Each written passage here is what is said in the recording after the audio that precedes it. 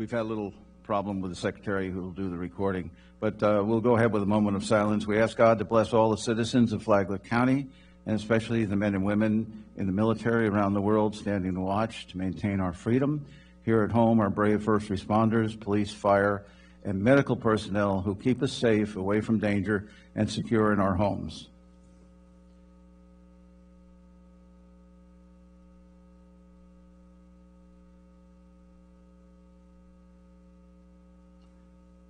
All right, thank you. We're going to have to pause for a second. She's okay. We're back up, ready to go. So at this point, I see no additions, deletions, and modifications to the agenda. I think the staff had come up with anything in addition. So we'll go to announcements from the chair. Upcoming events, none that I'm going to have to report on this morning. Boards and council vacancies. Flagler County is soliciting registered voters residing in Flagler County for the following citizen volunteer boards and councils. These are important, and we ask for your participation if possible. Affordable Housing Advisory Committee, Airport Advisory Board, and the Contractor Review Board. Positions are open until filled. Please respond as soon as possible for consideration. For further information or to apply, please visit flaglercounty.org, advisory board vacancies, or contact Maury Davis, mdavis at flaglercounty.org, telephone number 386-313-4024. On our upcoming commission meetings, workshops, and special meetings, we have a workshop today here in GSB Chambers, right here, at 1 o'clock. And our next regular meeting will be Monday, February 17th at 1 p.m. in the GSB Chambers. As far as, looks like we've got, I'm back to the kind of a sparse day. The first on our recommendations, proclamations, and presentations, I was going to introduce Melanie Thomas, our County Extension Director, and that will be done by Mr. Cameron. Thank you, Mr. Chairman, Commissioners. It gives me great pleasure to introduce the new IFAS County Extension Director, Ms. Melanie Thomas. It is a critical position for us, as agriculture is a key component of Flagler County and its economy. The extension services provide a great deal of support for them, as well as support to various programs in our community that help with health and youth development. Melanie was raised here in Flagler County, and her stepfather was the county extension director. Consequently, she was involved in many of our extension programs. She attended the University of North Florida, received her undergraduate degree in health science, and she graduated from the University of Florida, go Gators, with her master's degree in agricultural education and communication. Since the July of 19, she has been acting as the interim county extension director in Duval County. And she has plenty of experience in working with a wide variety of extension programs and building relationships. We look forward to her ability to do that in working with our producers on the west side. She has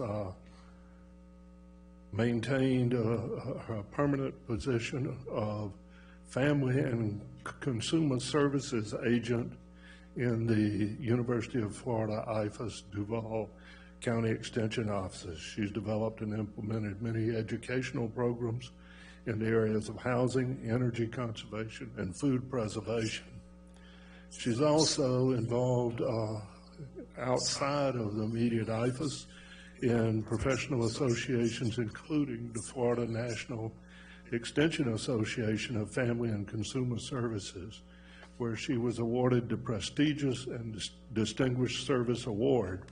She's currently serving as the president of that association, and she has also provided service in Extension Professional Associations of Florida as the abstract committee chair, co-chair for 5 years, facilities co-chair, and a member of the executive board.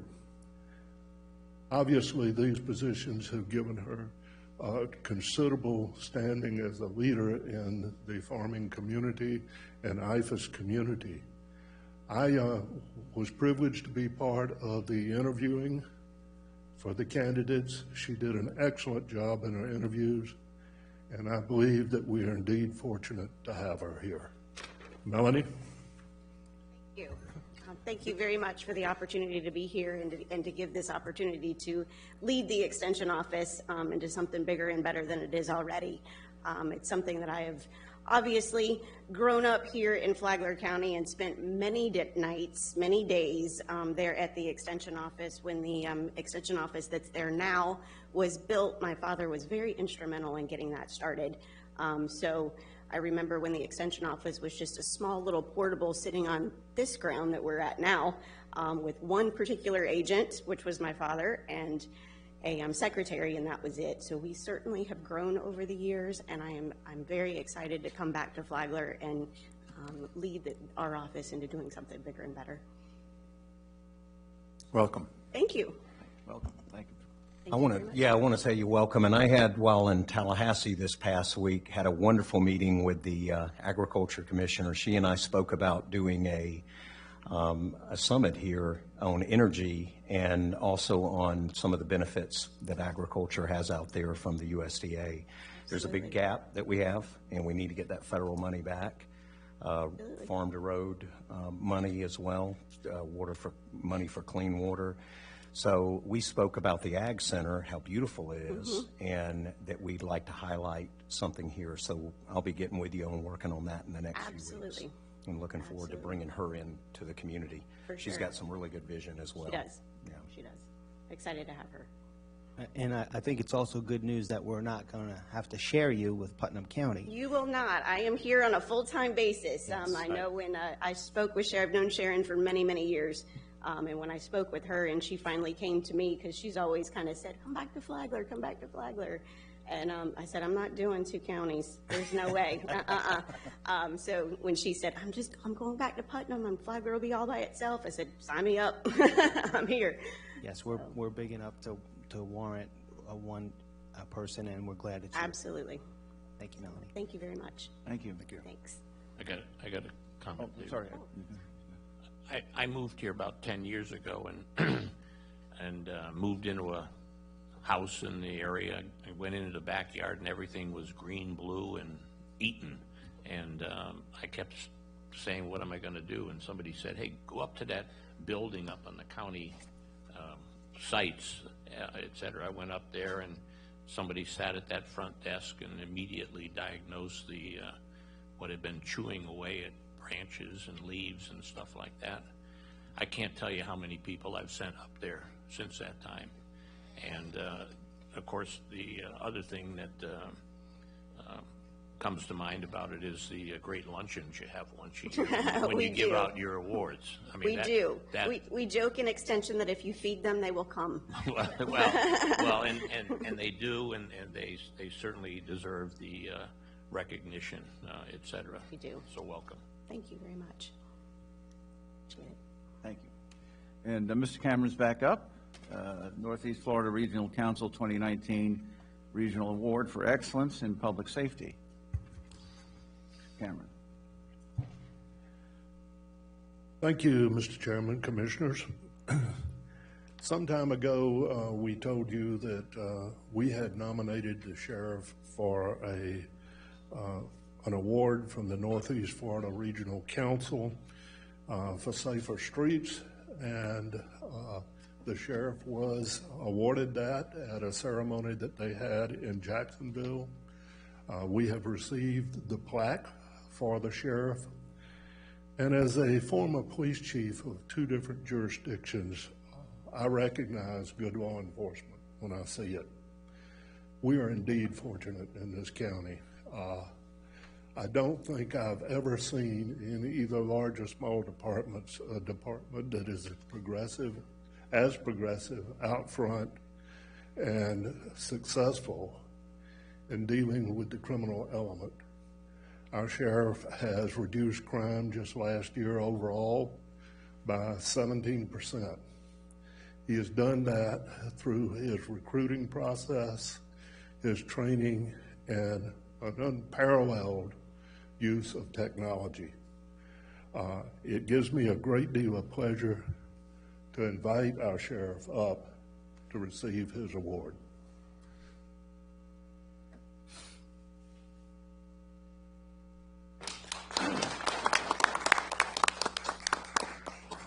Jerry, Mr. Chairman, and Commissioners, we accept this on behalf of the men and women because no agency, no matter how much technology and vision you get, can deliver what they've delivered without the outstanding men and women that I have the honor to lead. So we accept this on behalf of them. Thank you.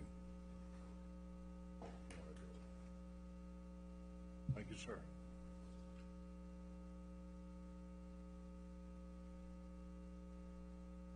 Don't come up. Don't come up. Go ahead and just slide that down.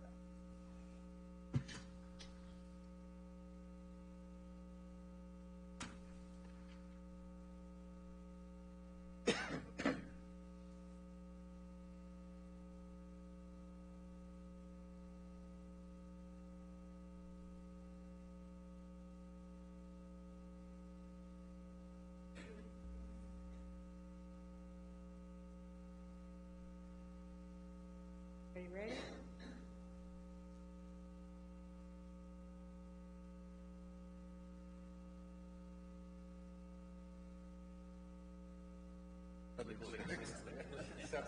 Sounds like a machine.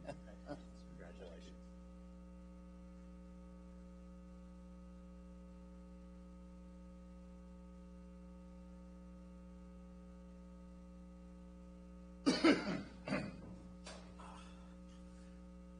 All right, we have no proclamations today, but we have one more presentation by Renee from the Career and Technical Education Month presentation, or I guess she's going to make a speech.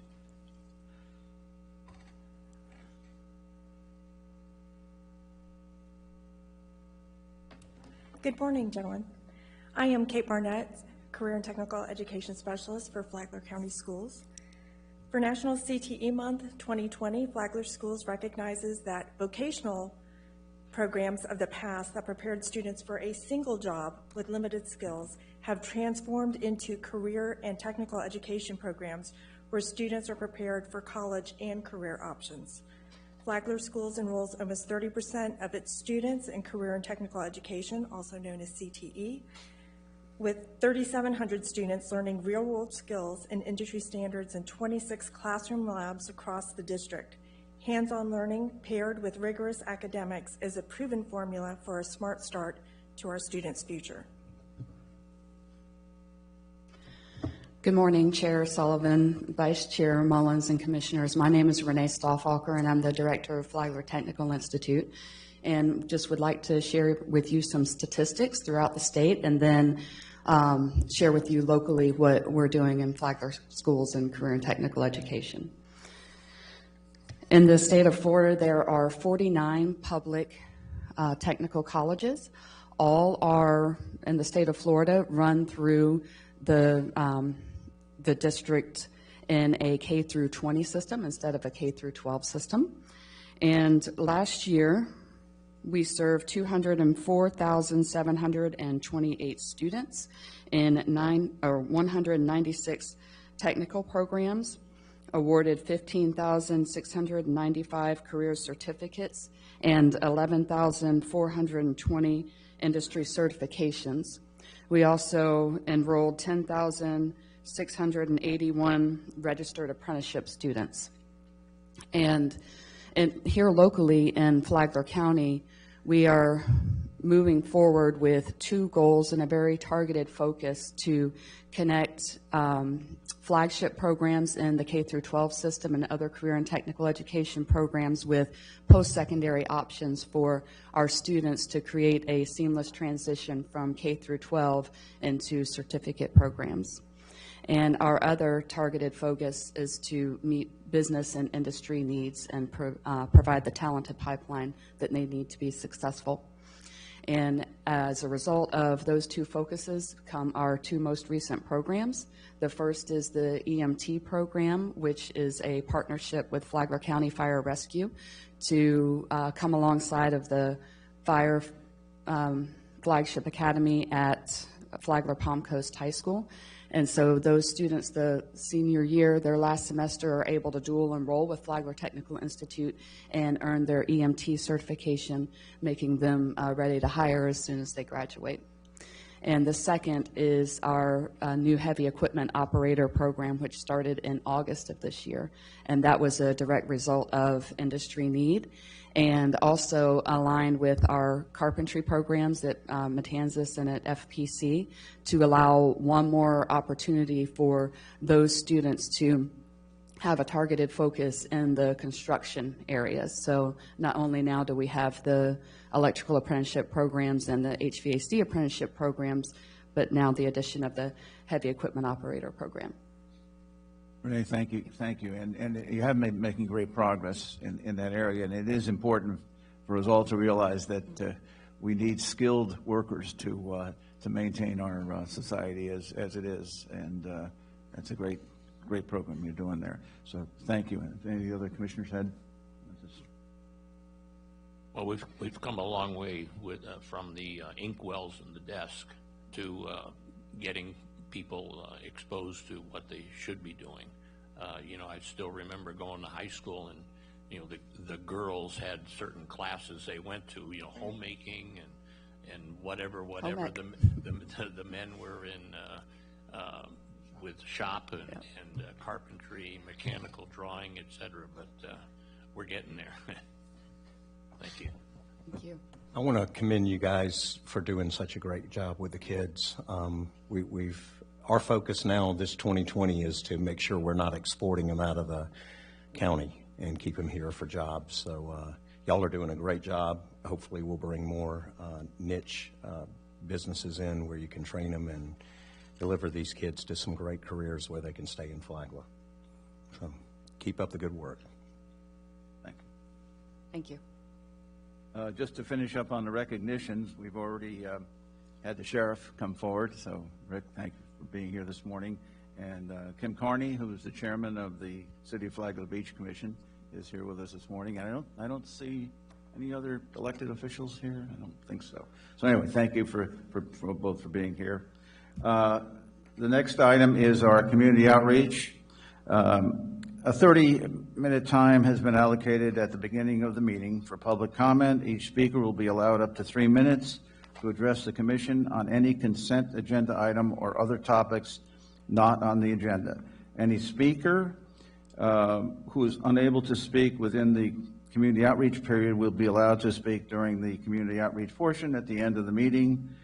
Public comment is open. Anyone wishing to come forward, welcome to do so now. Please state your name and where you reside for the record, and we'll remind you of that if you forget to do it. Yes. Good morning, Mr. Chairman and members of this commission. I have an issue I want to bring before this commission. Over the past couple of weeks, Just Damon. Mike Cochiola, and I'm a Flagler citizen. Over the past couple of weeks, there has been some inflammatory language against some Flagler citizens by Commissioner Joe Mullins. Let me run through some of that. First, he has indicated that he was going to bring God and his religion into this board and into our public schools. Looks like he's already made it to this board. That wasn't a moment of silence, that was a prayer. Second, he said he was going to make this county a Second Amendment county. So I would ask if any of you are armed, I'll stop speaking. Third, when pushed back on that by many citizens, he indicated that this is a Trump county. Thank you for the hat, Commissioner Mullins, that was really nonpartisan of you. Anyway, he has stated this is a Trump county, and that anybody who doesn't like it could leave, and offered to supply buses and trains to get people out of this county. Now, some of his supporters love the reference to trains. It was Holocaust Remembrance Day, and the trains brought that up. So let's move on. He has also said that this commission, he can't imagine how this commission can support those who don't believe what he believes. That means us, me, and thousands of Flagler citizens. Now, that inflammatory language can only go so far before it causes conflict. There has been this morning an article of a Montana state legislator who has said that it is okay, the Constitution approves the incarceration and shooting of socialists. And socialists is one of the favorite terms of Commissioner Mullins' followers. Now, such language, if it continues, is going to lead to conflict. And that conflict will do no good for Flagler County. It's going to be a long, hot summer. And if that conflict turns to fighting, that fighting is going to spill beyond Flagler into Florida and into the rest of the country. That cannot do Flagler any good at all. Do you want Flagler to be known as a city of political and religious conflict? That will discourage new citizens and new businesses from coming here, and it will discourage current residents who do not believe from staying here. Now, I ask this commission to draft a public statement that it supports all citizens equally all the time. Commissioner Greg Hansen already made such a statement, and I appreciate his leadership. I want the board, though, to do that, and I'm asking you to do that. And then I'm asking if any commissioner on this board cannot live with that statement or cannot abide by the oath of office they took when they were sworn in as Flagler County Commissioners, then that person must resign. Thank you.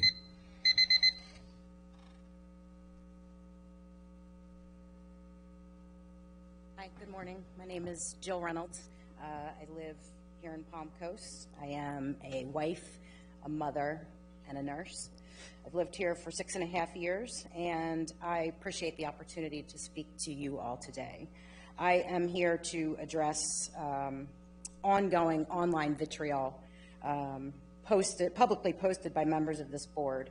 I will not mention anyone specific in keeping with board rules, but here are a few of the many examples that I speak. Commissioner, liberals are truly intelligence deprived. Commissioner, I'm glad you liberals are finding each other. Now let's help you find the state line. Constituent, we welcome everyone in our home, all races, religions, orientation. Commissioner, good, we will send a few people over. We will enjoy the conversion. Commissioner, Cheryl, how did you get out of that muzzle? Commissioner, Flagler County is Trump County, love it or leave it. Constituent, love it or leave it, is that saying Flagler County will not welcome new residents or businesses unless they swear allegiance to Trump? Commissioner, I will offer to pay for the bus charter, or we can do a train. As I've exercised my First Amendment right to protest here in Flagler County, I've been called the most vile names imaginable. On more than one occasion, trucks have swerved towards our peaceful assembly as if to imply running over peaceful protesters is funny or okay. Language like the commissioner's not only condones, but incites and encourages this types of behavior. As a healthcare professional, had I made these public statements, I would be deservedly fired and immediately censured by my governing board. The statements of one bring shame to this entire board, so I ask, what will you do? This rhetoric goes beyond party differences and certainly does not align with the Christian values that many of you profess to have. As members of this local government, it is not your job to swear fealty or insist others swear fealty to your dear leader. Instead, why not focus on putting forward new, fresh, innovative ideas that improve Flagler County for all of us who love to live here? In closing, I'd like to be clear. We will not be intimidated. We will not be muzzled. We will not leave, and we will not yield. You answer to all of us. Thank you.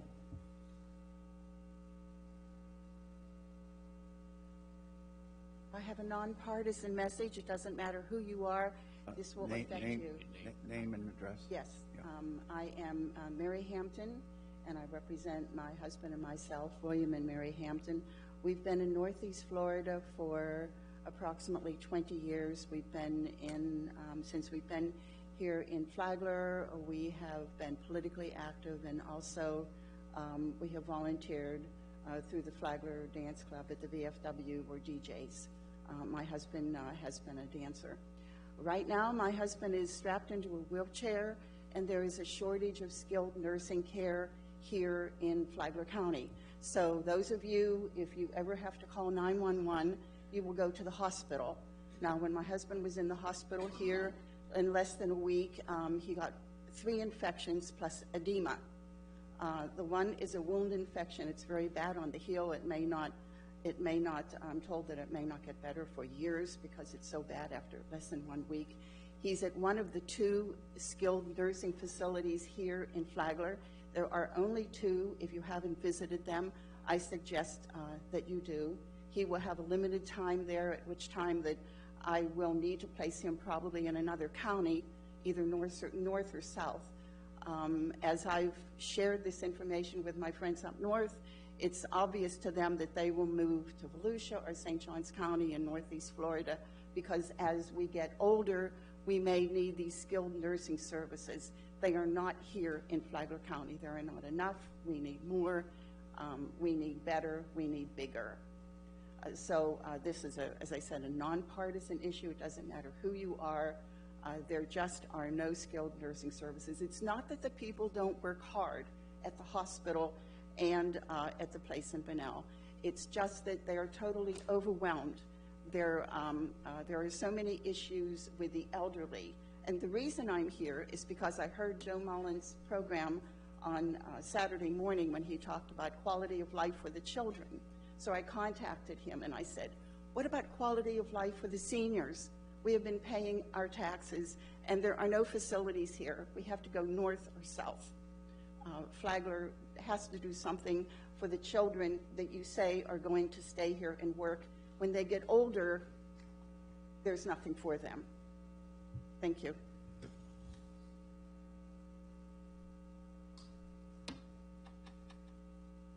Good morning, gentlemen.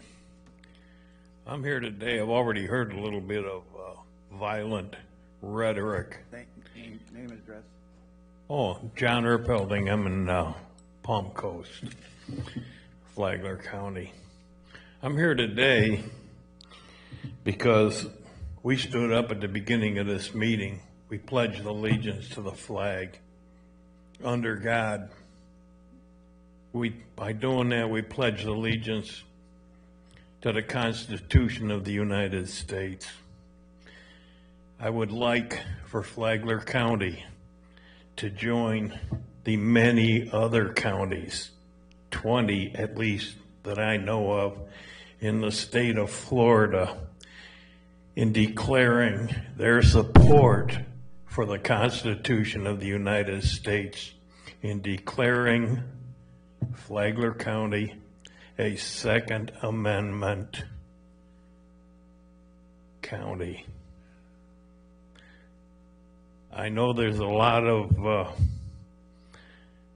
well, I've heard that we haven't had a lot of problems in the past, but it sounds to me, with our previous speakers, that there is a problem. There is a lot of rhetoric out there. I think we owe it to the people of Flagler County, to the state of Florida, to the United States of America, to get in line, stand up, be counted as a Second Amendment sanctuary county, where you won't be the first, we won't be the last, but we need to be a part of it. Thank you.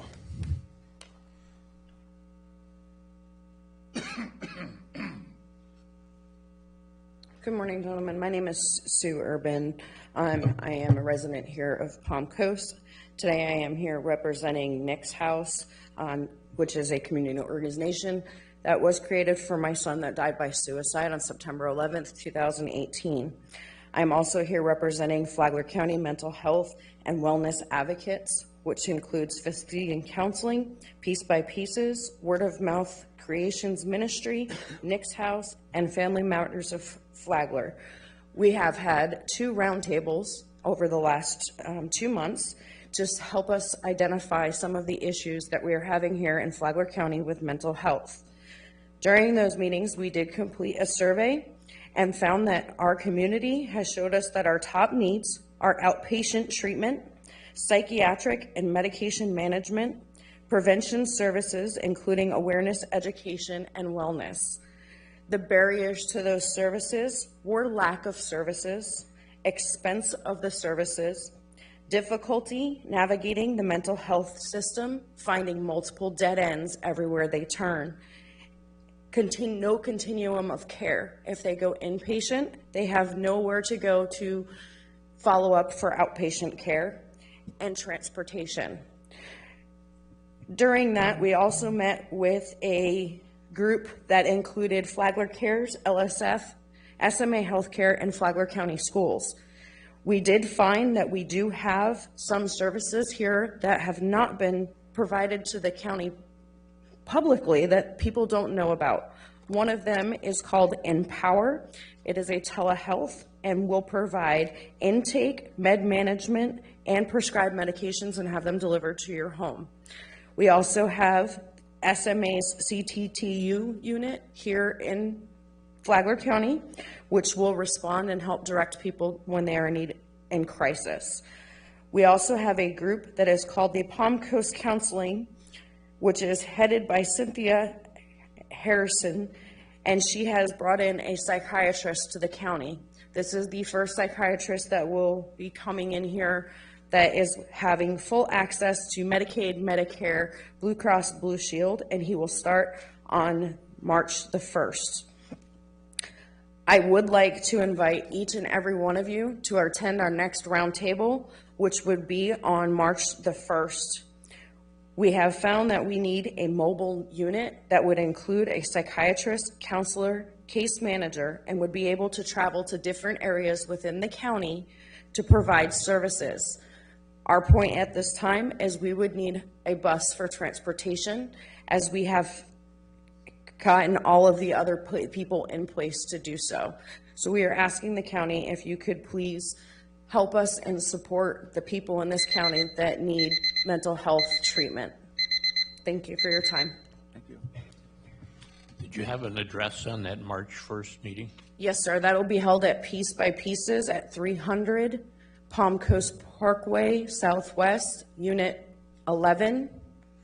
And that is from 3 p.m. to 4 p.m. on March the 1st. Thank you. Thank you. Thank you. Thank you. Next.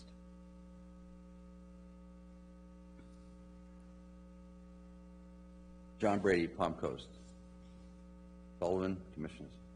I don't know where to begin. I wholeheartedly, and I think most of you know, that I've been a very strong advocate for mental health treatment in this county.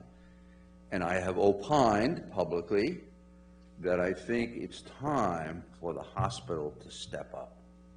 I think the hospital has to provide some help, and that help could be in the form of having a psychiatrist available at the county clinic. So I implore you, do whatever you have to do to support this effort. Whatever, we do need a continuum of care, starting with crisis to resolution to ongoing treatment. It's that simple. But the real reason that I come forward, not that this is not real, is to ask, does the county have a code of conduct for their employees? And I suppose they do, and I would ask that a copy be sent to me. And as commissioners, are you not employees of the county? And are you not bound to follow that code of conduct? And if somebody fails to follow that code of conduct, is there not progressive discipline? Those are my questions, and I would expect an answer. Thank you very much. Next.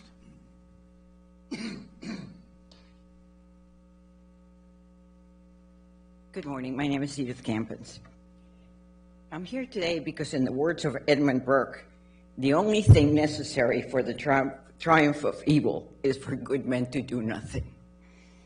This is not an issue of free speech. This is about hate speech. This is about an elected official threatening to drive out members of the community because they disagree with his political views. Mr. Mullins was elected to represent all the people, not just those who agree with his views. Mr. Mullins, you're an offensive little man. I have been part of this community since 1997. I pay my taxes. I volunteer for a number of community organizations. I'm a good neighbor. I have helped make this a good, inclusive community for all. This is my home, and you and your threatening rhetoric will not drive me out. For the rest of you, commissioners, are you going to remain silent until some unstable individual, empowered by Mr. Mullins' words, decides to take matters into their own hands and decides to come after those liberals and drive them out by force? We have seen enough of these type of incidents in this country. What will you do then? Will you just offer us your thoughts and prayers? You need to stand up for all of us here. Thank you.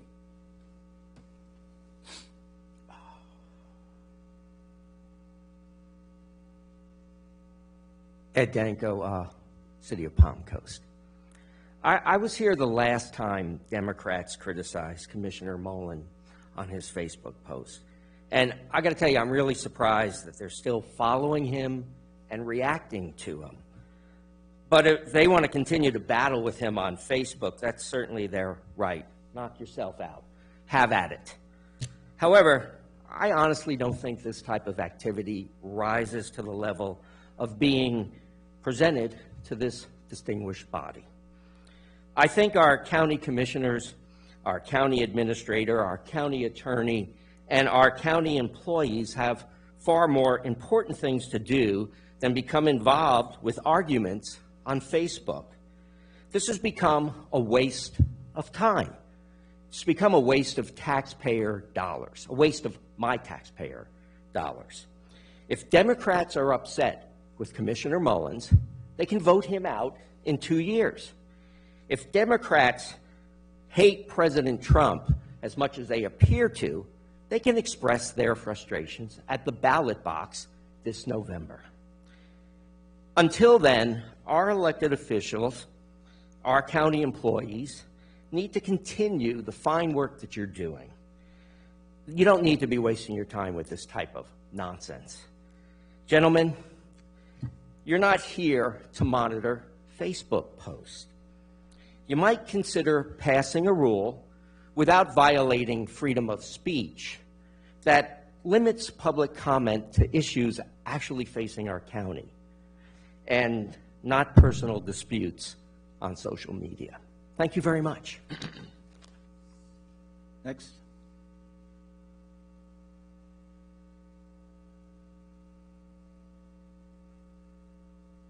Gullion, and I think you need just use the microphone. Please introduce yourself again. Is that close enough? Judith Scullion, and I live in Palm Coast, and I'm concerned about the SHIP program.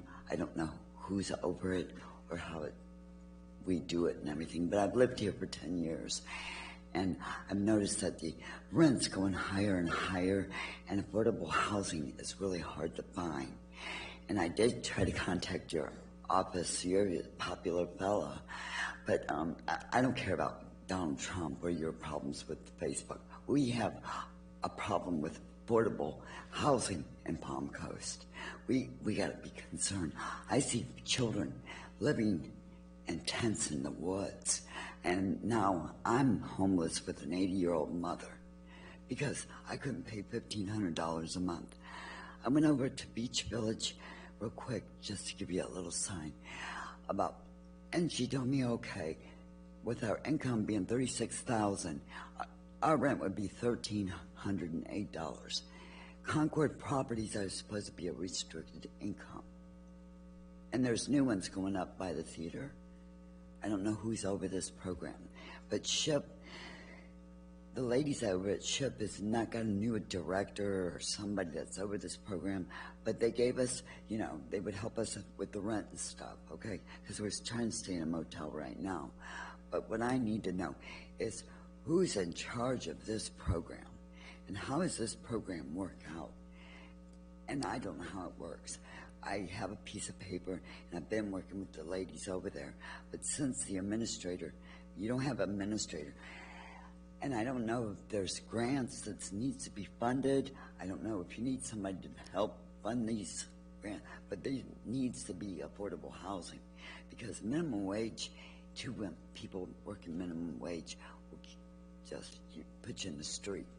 It actually had my car taken because I paid the rent, you know, and didn't pay the car payment. Now I'm in this kind of position with an 80-year-old mother. But I don't care about Donald Trump. I voted for him. And it's partisan because you better be worried about these kids in the woods sleeping and homeless families and making it more affordable to live here because we can't do it. And we make $36,000 a year. And that's all I got to say. Thank you.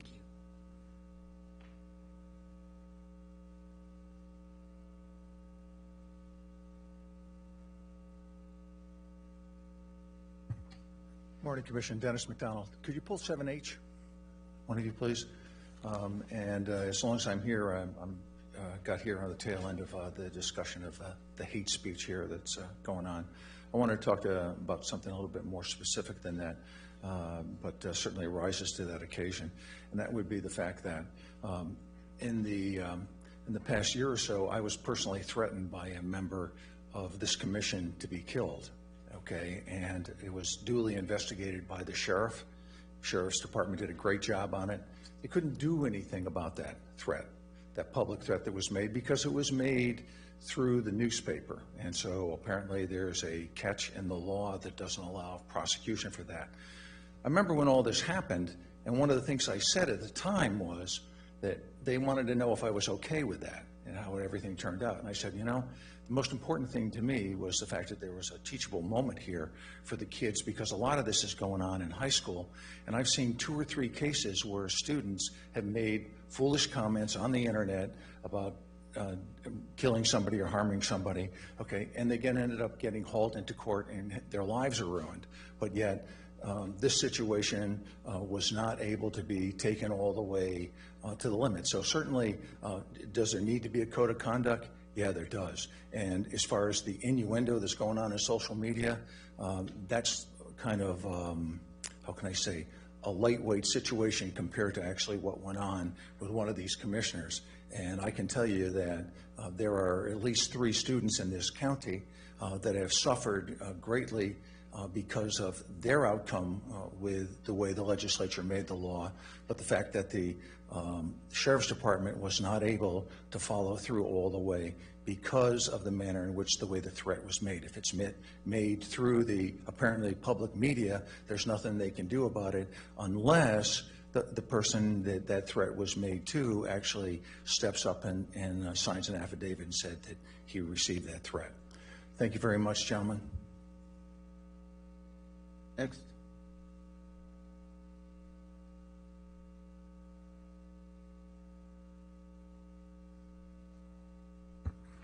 Good morning, George Mayo, Palm Coast. All of you know me. I'm here on a semi-regular basis, shall we say.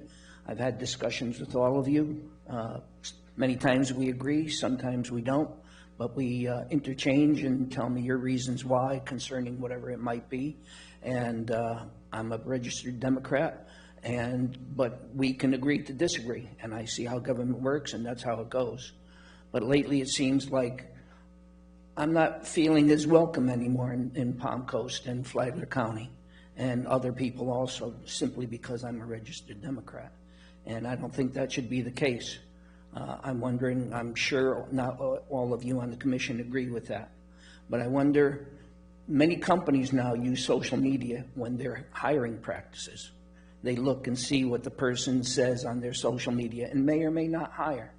So I'm wondering if businesses may be looking to relocate here and seeing what's on social media and say, gee, maybe I don't want to relocate there. And it could be trying to prove a negative. And we may never know companies that may not want to come here because of what they've seen. So everybody, I'm not looking to abridge anybody's free speech, but I'm just wondering how it will affect us. My second question would be is, all I keep seeing is bills up before the House and Senate in Florida, many considering preemption and more preemption. And it seems like the state, whenever they hear things from the government, they say, leave us alone, we could take care of ourselves. But then when it comes to counties, they know better than us and they'll take care of us. It doesn't seem it can work both ways. So I'm curious as to, hopefully you are in constant contact with the offices of Senator Hudson and Mr. Renner to see how they plan to vote on some of these options considering preemption. And I know that was on our agenda of what we wanted to accomplish when we had our congressional talks with everybody that represents us.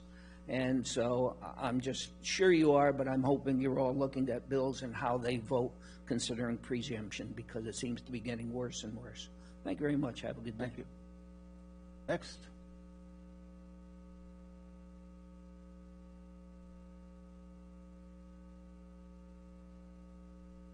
Paul Harrington, Flagler Beach.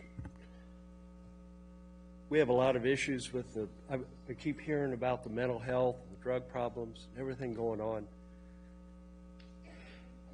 Mr. Hanson, Mr. Sullivan, we're from Northern Virginia, D.C. area. We travel back there. We don't have our schools looking like prisons. They're not all locked up. We don't have as many problems. We got a lot of problems here, and it's the tone we set. We're all responsible for it. Doesn't matter who we are. And we need to set a different tone for how this county works.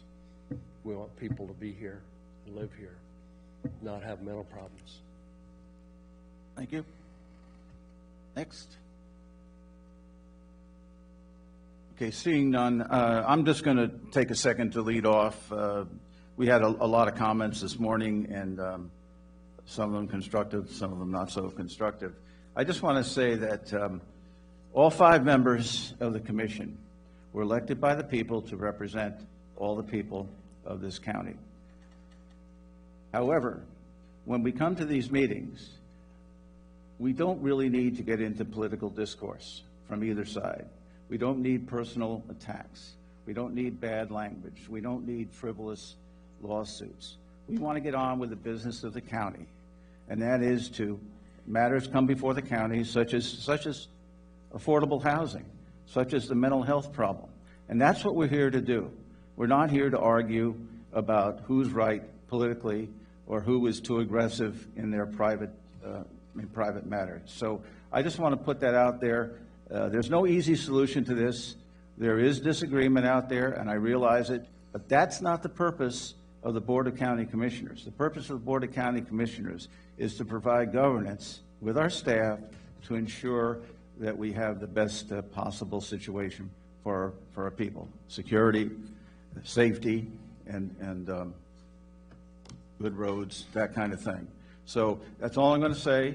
I just think that when you come through the doors, it's time to think about those kinds of issues and not worry too much about personal enmities. So with that, I'll open up to our county administrator.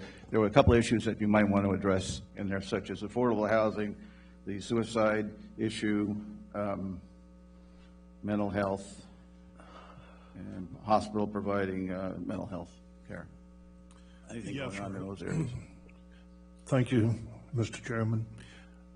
As you pointed out, these are huge issues that require lots of money. We are still in financial recovery as a county from the downturn and 2 significant storms, and face some considerable outlay on protecting our beaches and restoring some of the lost sand that we had there in addition. We are moving forward with both affordable housing and mental health. But it will require working out public-private partnerships with community members, whether they be commercial or they be nonprofit. We are on the verge, I believe, of being able to announce a partnership which will have to be approved by this board for a mental health drop-in center, which does provide some essential outpatient services and peer support for people that are suffering from a mental health condition. In addition, we did lose Ralston, our affordable housing guru and SHIP coordinator. That has been replaced, and we do plan to bring forth an affordable housing ordinance to this board. But like mental health, affordable housing is extremely expensive and beyond the financial means of this board. So we look for ways to re-engage the private sector and to attract to our county someone that will engage in supportive housing. The only answer for some of these folks is to have supportive housing, which means that at least a portion of their rent is picked up through a federal program. We are cautiously optimistic that we'll be able to do that in the coming year and get a proper ordinance before you. We look forward to beginning a long process of addressing these issues. In St. Johns County, it took me nearly 10 years of working on those two items to see significant progress, which they are now enjoying in St. Johns County. Thank you. Mr. Mullins? Yeah, I wanted to kind of pick up where Jerry left off on a couple of the important issues that were spoken about. The housing, affordable housing, I'll reiterate with what he said. We've had some very good meetings with developers. We've had very good meetings with the Apartment Association for the state of Florida and the region. We've also, on the Affordable Housing Committee, have talked and are working on a summit. This is housing for all. This doesn't just pick one party, one group of people, but it's housing for all that we're working on. Very important issues, so we're making a lot of progress there, and I'm very confident this year we're going to be coming out with some good programs and good options. There's also several developers that have come in that have committed to building workforce housing and more affordable housing. I did get your message, and I appreciate you reaching out. As I've told everyone in public, reach out to me. I will respond, and I continually do. We're working on that, and my big concern is the short term. If you'll get with me after the meeting, we'll see what we can do, because we don't want anyone homeless. Homeless has been something that I've been very passionate about that's been ignored in this county for many years. So that's on the housing. On the mental health, on the Flagler Health and Rehab, the services for elderly, we do have a gap there. We've got gaps in many different areas, but that's something that services, we're working on a big medical push in this community. I'm proud to see the city of Palm Coast working on bringing school in. I come from a community that was very heavily medically focused, and it provided a lot of services for everyone in the community, not just people that can afford it, but for everyone, because everyone should have health care. But it's something we're working on, and we're real close. And I think, again, in 2020, we're going to see some very big progress with that.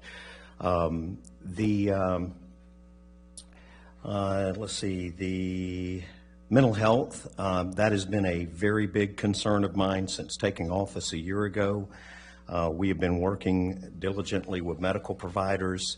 I do come from a family of medical, and I do live in 9 years of recovery and understand the mental challenges that life gives and the stress that it gives, and that's something that we are working on diligently, and that is for everyone in Flagler County. So those are important issues on those three things and I'm proud that we have real close to getting a drop-in clinic, and it will be this year. This is the first time this has been addressed. I think this should have been addressed way before we achieved the #1 spot in suicide. We seem to be behind the curve in Flagler County, and we're getting ahead of it. Lightly, I'll address on some of the stuff today. You know, we live in a country where we can express our views, and history shows that when people stand for something, there are those that will try and knock them down. I am a firm believer that we need to be careful with the narrative we're sending out there. I've said it about certain media outlets here, and I'm glad that some others think that. When you Google the community, it doesn't need to be police love to shoot up people. It doesn't need to be negative things about the community. It needs to be about the good stuff coming. As far as the Second Amendment sanctuary, I am very strong and firm on that. A lot of people are. I'd like to put in record, we're talking about hate and stuff. This was put up by a person in the county who spoke here today, and I'll read it real quick, and then I'd like to put it in public record. Okay, but I keep saying that if you're ever successful and have Flagler brag about being a Second Amendment sanctuary county, I will work hard to brand the BOCC as white supremacists and Flagler County as a refuge for white militants and the KKK. I think I can do a pretty good job of damaging Flagler's reputation across this country and frighten new residents and businesses away, and I won't be alone. Well, Mike, I'll tell you real clearly, I am not a KKK. I am not a militant, and I stand for what my Second Amendment rights give me, and I take offense with that. But I'd like to put that into record.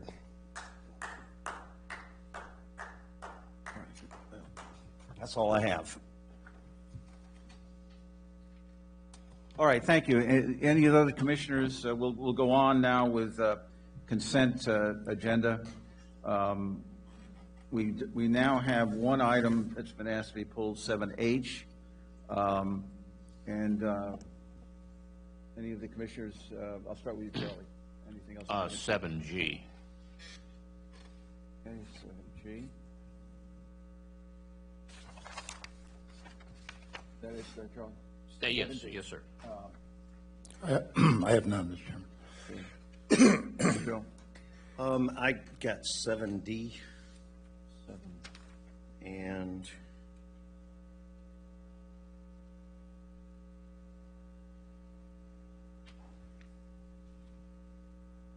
that's it. Mr. O'Brien? 7E, please. 7E. Mr. Chairman. Yes. The Director of Tourism is out today. Sir, can I interrupt? I just have a voting conflict. I don't have a problem with the item. I just want to get that done. Thank you. Okay, thank you. Okay, and I just wanted to make a comment on 7I. With that, I'll open any other comments, I think that you've all had a chance to pull items. We did pull 7H.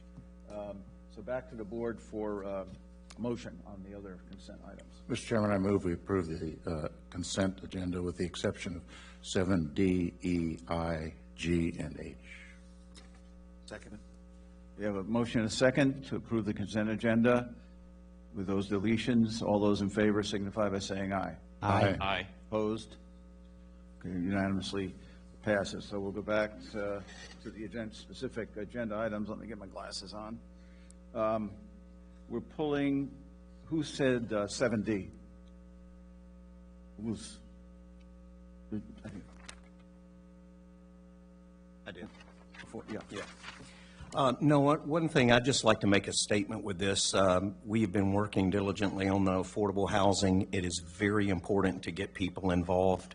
A lot of people want to talk about this problem. They want to kick it around. We have had several meetings lately where there has not been a majority show up to be able to take a vote. It is very important whoever puts on this, we get on this committee, they commit and they show up.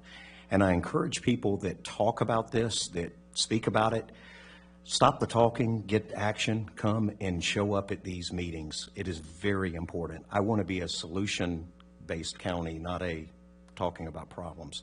So that's all I wanted to say, Chairman. All right. We don't have, I wanted to just read the item just so everybody understands. It's a request the board approve the appointments of Ms. Patricia Giacone and Mr. Neelan Joseph to the Affordable Housing Advisory Committee for 4-year terms. As we always say, we do appreciate people who volunteer for our committees. So that's the item. Is there a motion? I'd like to make a motion that we approve the 2 appointees to the Affordable Housing Committee. Second. We have a motion, second. Is there any public comment concerning that item 7D specifically? Seeing none, all those in favor of the motion for item 7D, Affordable Housing Advisory Committee appointments, Ms. Patricia Giacone and Mr. Neelan Joseph, signify by saying aye. Aye. Opposed? Okay, that passes. Item 70, I think we've already discussed that, Mr. O'Brien, but go ahead. I think you had that item. Yeah, I only pulled it because I have a voting conflict that I just need to declare, and I will abstain from the vote. I have a family member that provides some consulting services, communication consulting services to the entity Palm Coast Music Festival, Inc. And while it hasn't happened yet, there's a possibility that my insurance agency may provide insurance services to that same entity. So in consideration of those 2 items, I am declaring a conflict. I have completed a Form 8B that I will file with the clerk and abstain from the vote. Thank you.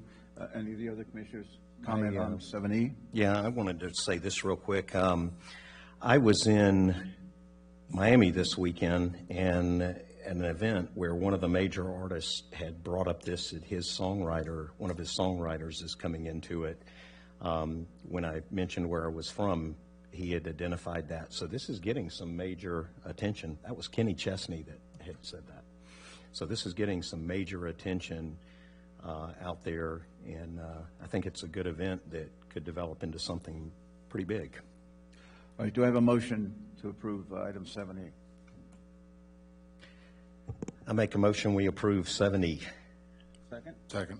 We have a motion, second. Any public comment concerning item 7E, which is consideration of Flagler County Tourist Development Council funds 110 overnight stay events grant funding, and it's $4,000 for the Palm Coast Music Festival. Seeing no public comments, bring it back to board for a vote. All those in favor of approving item 7E signify by saying aye. Aye. Aye. Abstain. And we have 1 abstention. Thank you, sir. Okay, the next item I believe that was pulled was 7G, approval of recommendations of award for request proposals, RFP 20-217P, employee benefits broker services. And That's me. right, Charlie, go ahead. I may be a little slow in getting going here, but I spent 30 years in the insurance industry dealing with insurance companies, with employers that wanted to define the benefits they had. I think the present plan that we have here with Florida Blue is not well administered. I'll give you a couple examples. As many of you know, I have cancer. I went to the doctor, and the first treatment that he recommended was that I needed a shot, and not of whiskey, a shot, and needed to then go into radiation therapy. I went to the doctor that particular day. I went into the office. The person wanted my $60 copay, which I gladly gave to the person. Sat down in the doctor's office. The doctor came in and said, "Charlie, we have a problem. I forgot to order the shot you were going to get. Come back in 2 days, and we'll get it done." Fine. In the meantime, I'm sorry, I'm losing my memory here a moment, which is part of my, I came back in 2 days. The first thing the doctor demanded was another $60 copay, even though he did nothing but welcome me and turn me out the door. That particular problem was brought to the attention of the Bailey Group, et cetera, and no reaction. I still ended up paying a second $60 to the doctor. The doctor's manager just flipped me a goodbye, and that was the extent of it. When I was in this particular business, the insurance company protected the employee, not the insurance company itself. And I think at the present time, the insurance carrier that we have is just looking to feed the pocket of the providers that are in that particular network. Another particular example, I had my gallbladder out 2 years ago. 6 months ago, the opening started to open again. I went to the doctor. He said, well, we'll take you in and we'll fix you up. Fine, so I go in, the doctor fixes me up. Next thing I know, I've got a bill for the same amount of money that he charged for a gallbladder removal, and he put in 2 sutures and wanted the same amount of money. In addition, he thought this would be a good time to teach his physician assistant how to sew up a wound, and charged another $600 for that. I questioned these charges and got nowhere with either the Bailey Group or the insurance company. I think we need to take a look at just what our particular idea of a health plan is for our employees. If it's going to be a self-funded, it should be employer-driven, not driven by the insurance company that lays itself out there to get the biggest amount of money to the providers. I incurred over $40,000, $50,000 in expenses last year, and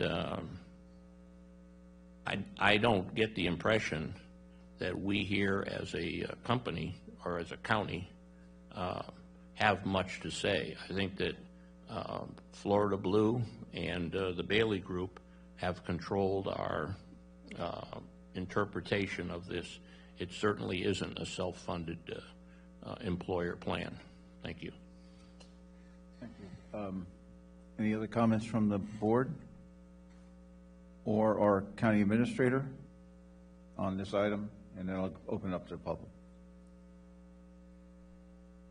I really don't know exactly how to respond to that, because in general, the insurance industry has undergone tremendous changes in the past couple of decades that have changed the character of it, and the choices that we have are becoming more and more limited every year in what we can obtain. We would go into a negotiation period with this first-ranked group, and if not successful, we would move on to the second-ranked and so forth. But during that period, there may be an opportunity to address some of the issues that Commissioner Erickson has raised. All right, I'm back to the board then for a motion on 7G. Well, before you do that, can we get an answer to Mr. Erickson's? I mean, those are pretty serious.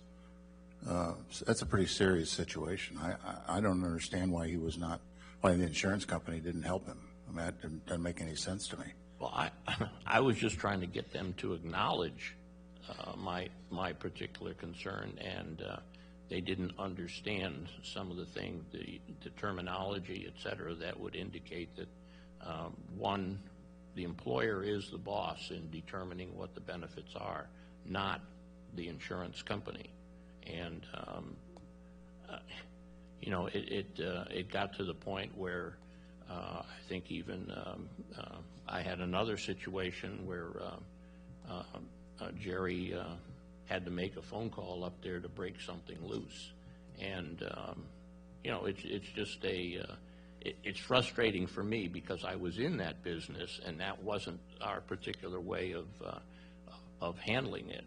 I just wonder how many other employees at Flagler County have had to pay something more than what they should have paid. A $60 bill, and the answers I got from Blue Cross is, well, that's the way we do business, and if they told you to come back, then you're going to pay for a second office visit.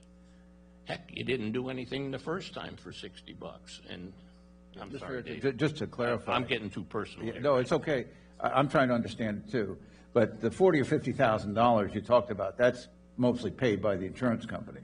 Yes, mostly paid. I just didn't right. want to leave that out there. Oh, no. But you feel that your co-pays and the service you got were not reasonable? Well, I was going to ask a question, is just what is the role of the Bailey Group in the companies that do control it? I've gone to the Bailey Group for help and not gotten it. When I was, again, in that industry, we jumped all over to make sure that the employer and its employees were handled properly. I don't know whether that's a big problem or I'm just a pain in the butt, but having come from that industry. See two people approaching. Good morning. My name's Sherry Beignet. I am the representative that handles the account here from the Bailey Group, and has been a great honor of mine to represent the employees here at Flagler County since 2006, when we initially started working with the county.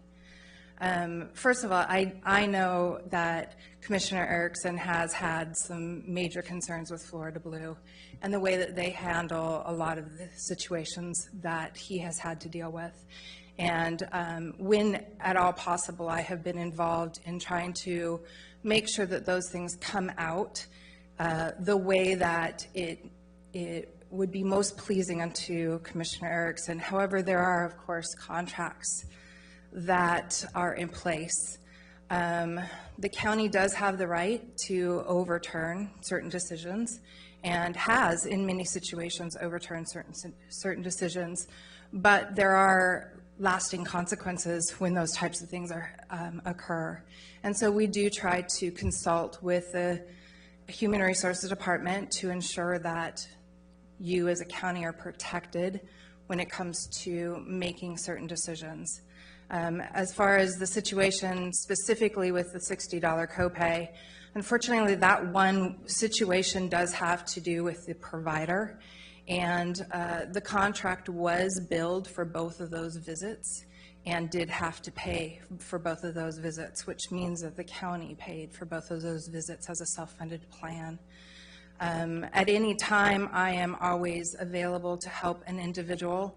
If someone goes to the HR department, the benefits specialist, Anita, a lot of times she will contact me and I will be involved on the back end, and the member may never even know that I was involved in helping ensure that the contract was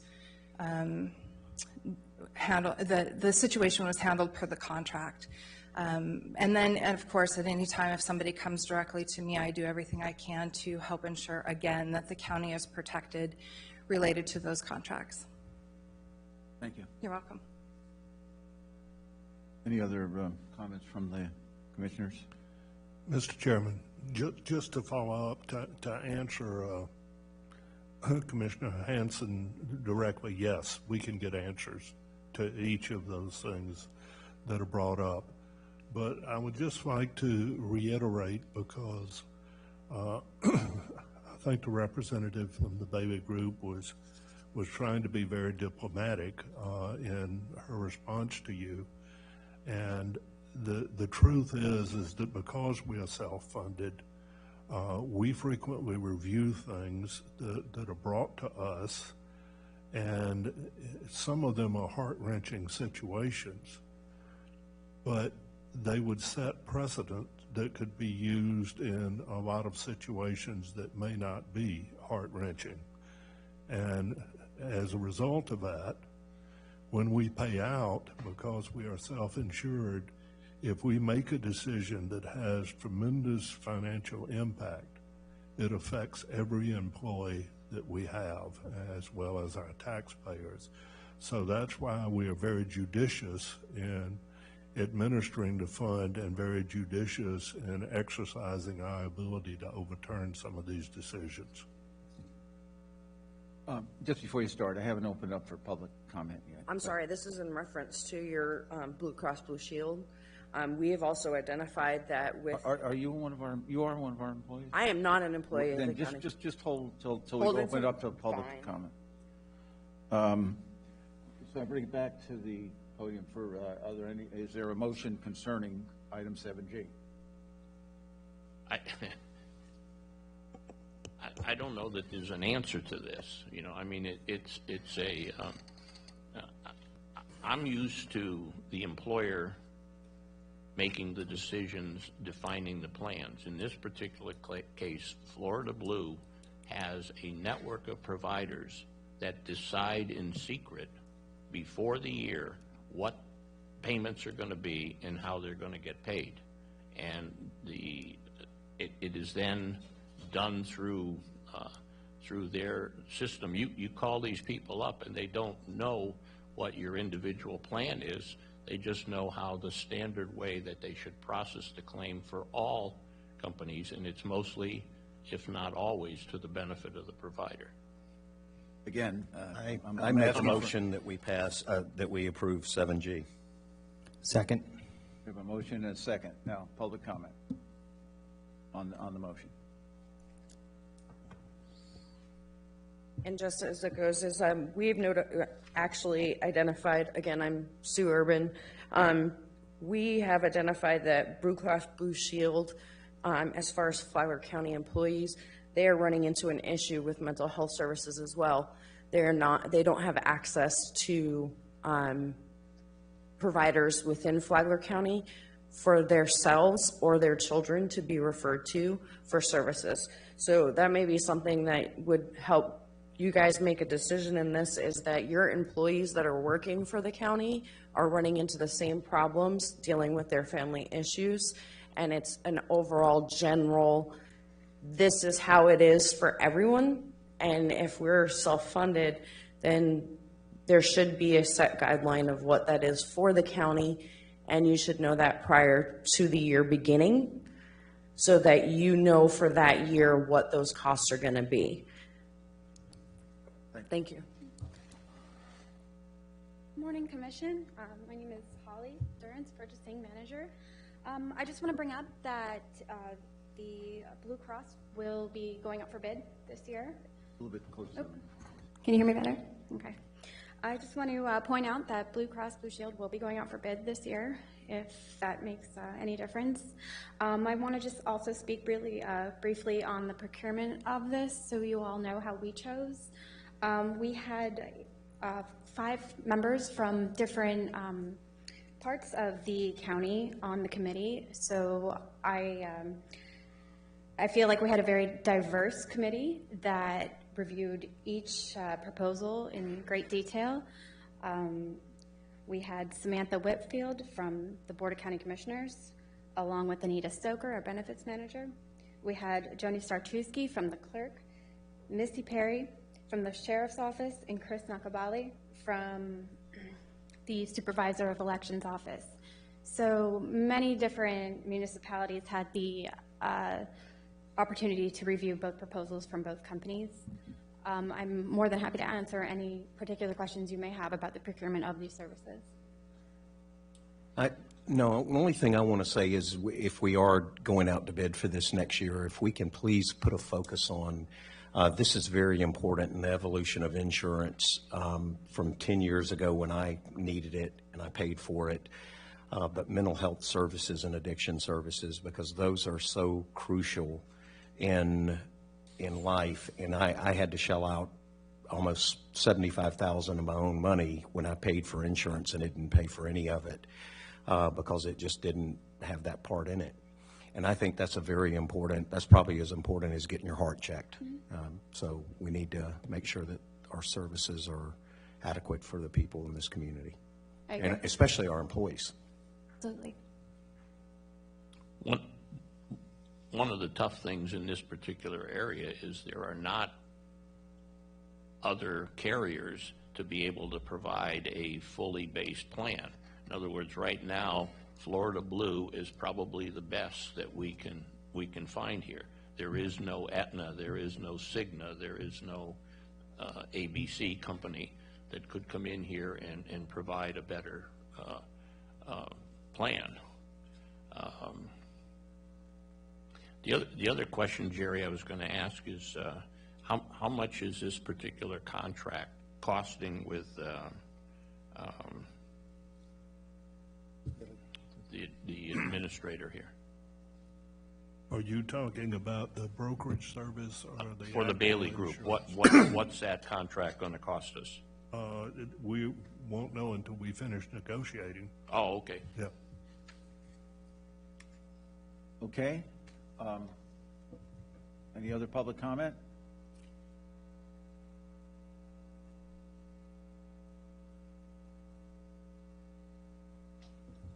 Yes, good morning again, George Mayo, Palm Coast. It seems like I've had similar situations where, with costs, et cetera, and many times you call up and it seems like they always say it's a coding error. And that is very important in today's society, coding. And you call them up and they say, oh, that was coded wrong. It should, instead of C642, it should have been C789. And all of a sudden the bill disappears. And I think Mr. Erickson, not as a commissioner, but as an employee and a patient, should have been given a call and saying, okay, this is why this happened. He did not receive that. So it seems like somebody along the line is failing. And I would like to see you table this and try and find an answer. And is this happening with other employees? If they can't give an employee a reasonable call back and say that's why this is, then there's something wrong. So whether it's the Bailey Group or Florida Blue or whatever, I just think there's a disconnect there somehow. So I would like to see it tabled and looked into further, and maybe you could do better. Sometimes the cheapest is not always the best. Thank you. Any further comment? Okay, we have a motion and a second. All those in favor of approving item 7G, approval of recommendation of award for request for proposals to RFP 20017P, Employee Benefits Broker Services, signify by saying aye. Aye. Aye. Opposed? Nay. And four approved, 4 yes, 1 no. It's approved. The next item that was pulled is item 7H, and that item, just so it's been a while, consideration of the final ranking and authorization to negotiate requests for statement of qualifications, architectural and engineering services for Flagler County Sheriff's District 2 office. I'll bring that to the board for comment. I'll start with Mr. Erickson.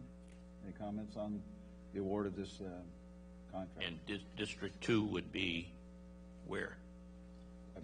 The library. Okay. The only question I have. I have no questions. None. I have one question before we start, and that is there any dollar number associated with the maximum that the design and contract would entail? We are looking at a maximum of $300 per square foot or $15 million total. Okay, thank you. That's the only question I have. Okay. I'll bring it back. Did you want to continue, or we're okay? I'll bring it back to the board before we can have public comment. I'll bring it back to the board for a motion. Motion for approval on item 7H. Second. Okay, we have now public comment.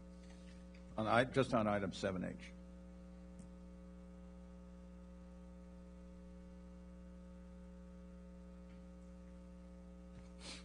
Mr. Chairman and Commissioners, you may recall that when we first discussed this, I asked you to do three things. And one of those was to select an architectural firm that predominantly designs public safety buildings.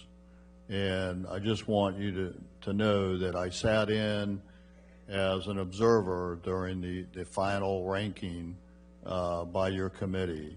And I think the committee worked, and I think the firm with clearly the most experience designing public safety buildings, not only in the state of Florida, but across the nation, was recommended by your board, and so I support that, or by your committee, rather. Thank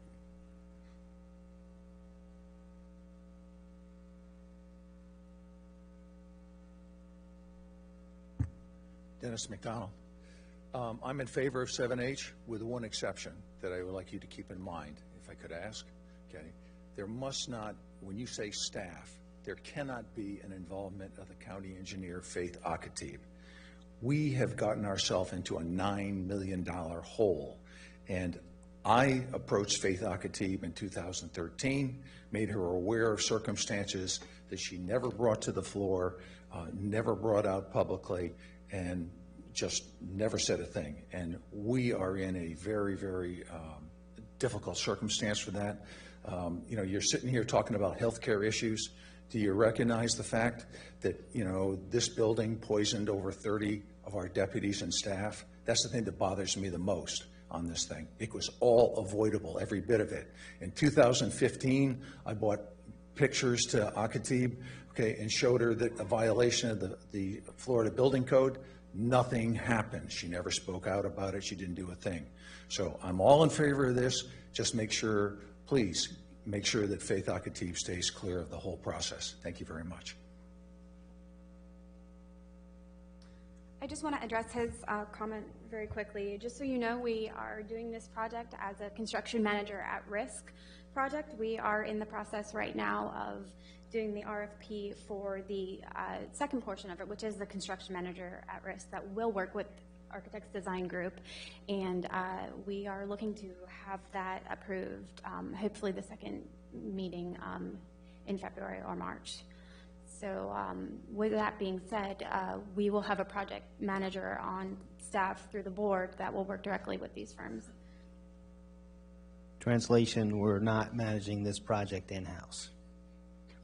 We have a project manager in-house that is not Faith, that we have named to be the primary contact for this project, that will serve as the main point with both the architectural firm and whoever's awarded the construction manager firm. Right, construction management is not going to be done in-house. Correct.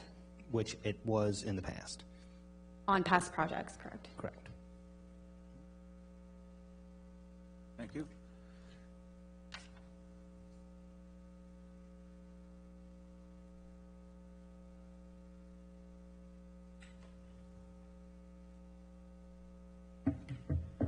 John Erpelding, Palm Coast. I just want to throw my 2 bits in on this process here. I was quite involved with the Palm Coast, the city commission, and when all of this came up at a time a few years ago, Dennis McDonald was at the forefront, and he argued about the building that we have. He pointed out what he knew to be, or assumed to be, I'm not sure, the contamination of the building and how we should do it and do it right and save ourselves millions of dollars in tax money. What I'm asking is, you're talking about appointing a chair to be involved with all of this. And I would ask the commission to include Dennis McDonald in that decision.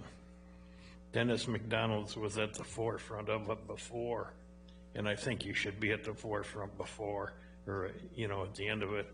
He may well save ourselves a lot of embarrassment and a lot of money with his expertise.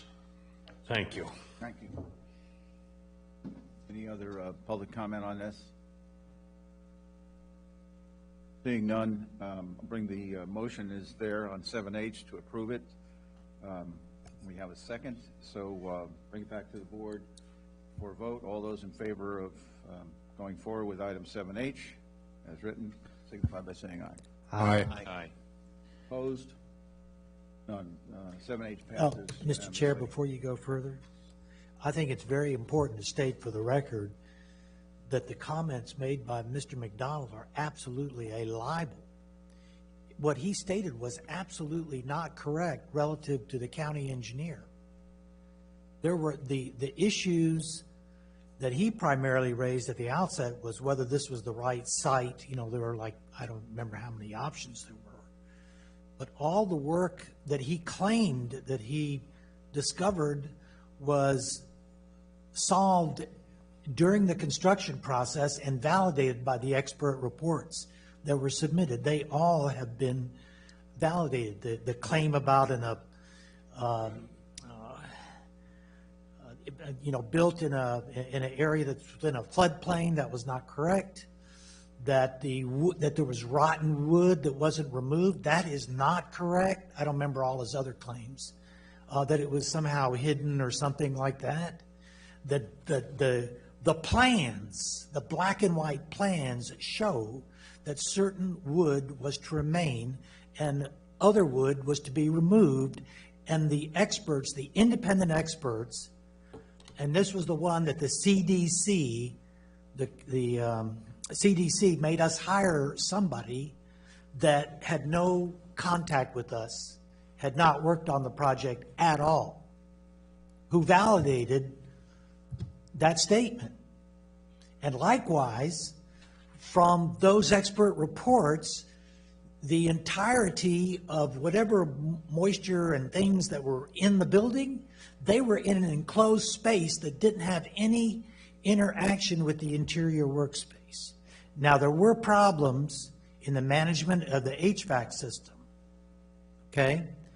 But for the statement to be made that they were poisoned and as a result of the work of the county engineer is an absolute libel. It should not be tolerated. Thank you, Mr. D. But the motion is approved, but your comments will be included in the record of the meeting. Okay. I pulled item 7I, and I'll go through it. Before I start, does anybody want to mention anything on that? Charlie? No comment. Joe? Nothing. Okay, my comment was this, that we've had a lot of talk about medical services and help for our seniors.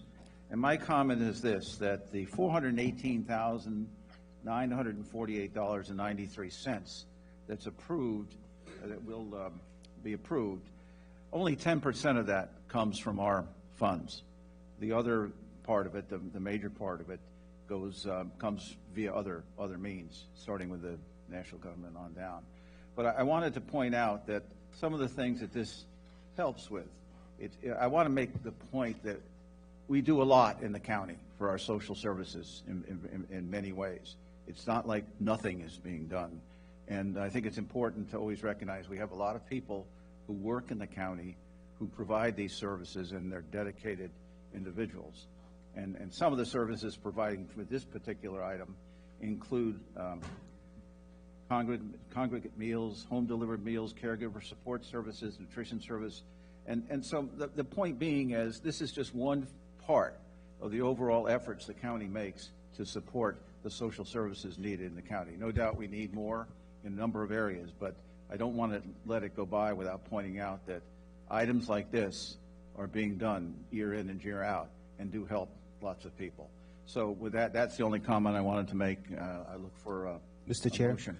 Just one other thing I wanted to add to your comments. I appreciate them. Is this is a prime example of why the census count is so important, because these dollars come from the federal government and they're directly, attributable to our census count. So just appreciate you giving me a chance to say that. But thank you. We need a motion then to go on the discussion of 7I. Mr. Chairman, I move that we approve item 7I. Second. Okay, with that, I'll bring it up for public comment, if anybody wants to make a comment concerning this particular item. Seeing none, I'll bring it back to the board for a vote. All those in favor of item 7I signify by saying aye. Aye. Opposed? Passes unanimously. That completes our consent agenda and additional comments concerning the items that were pulled. We'll go on to general business, and we're now going to have an item 8A, which is Sheriff's Operations Center discussion, and I believe that'll be led by Mr. Cameron. Thank you, Mr. Chair, Commissioners. We actually are having this discussion to get some guidance in bringing to a conclusion the issue of the sheriff's former operations center on Highway 100. This has been studied extensively. We have waited for a long time from answers from CDC, and it doesn't look like that's going to be timely forthcoming. County engineer has been in touch with them on a fairly routine basis, and we're not getting response. It is not in the interest of the county to wait indefinitely for a resolution on this. It is a financial issue for us.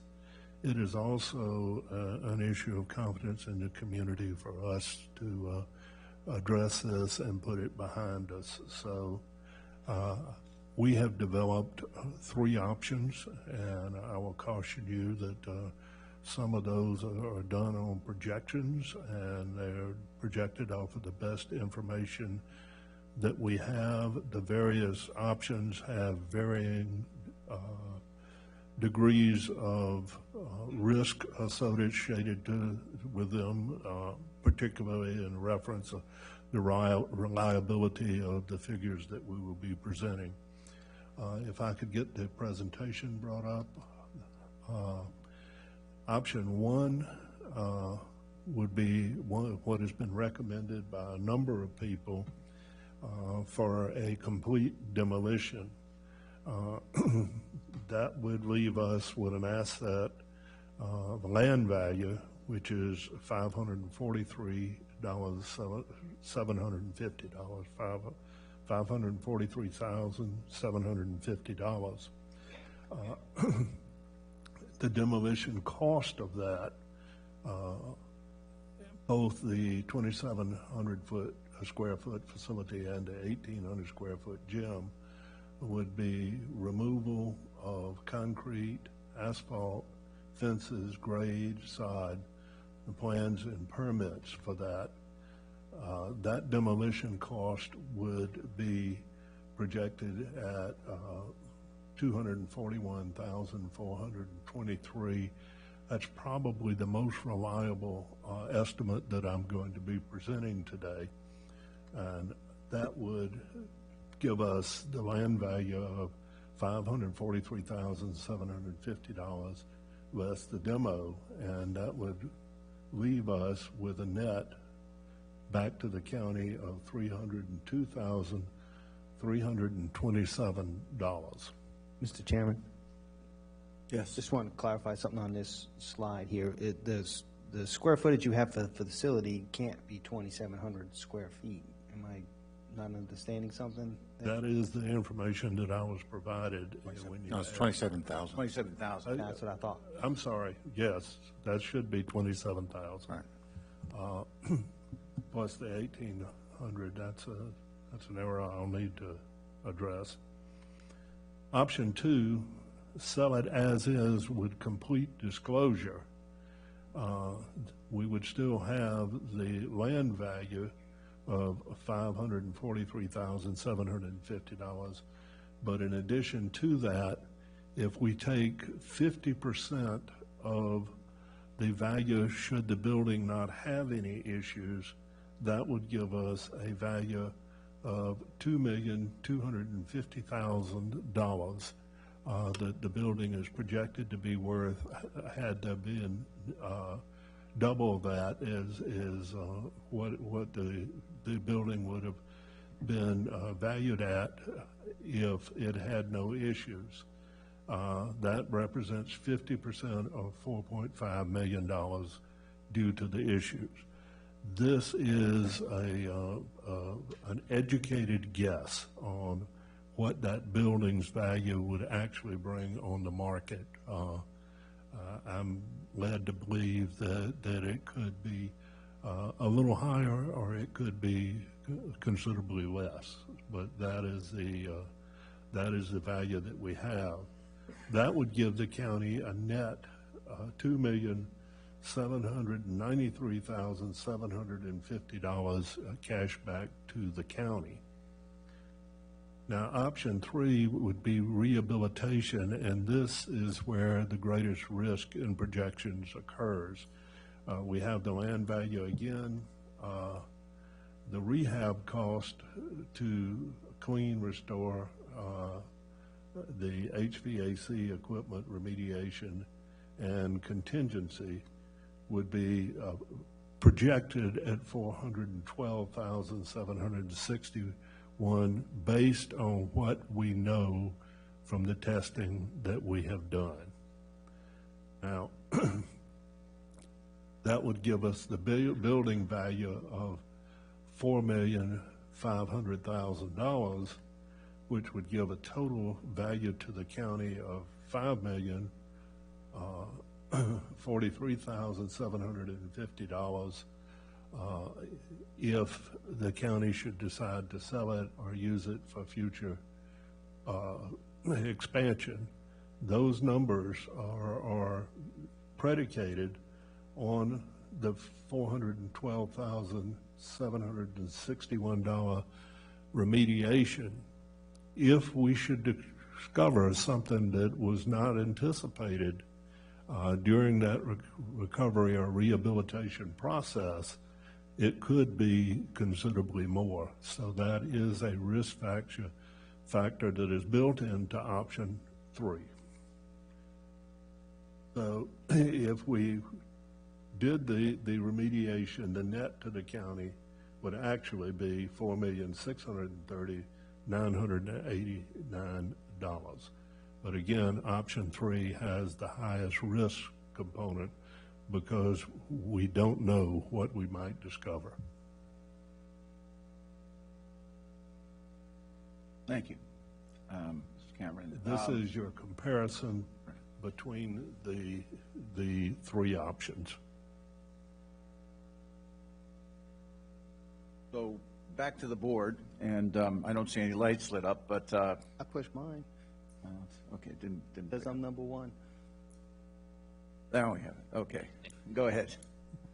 It's like I buzzed in first on Jeopardy. Yeah, well, it just showed up. Okay. Thank you, Mr. Chair. Some questions.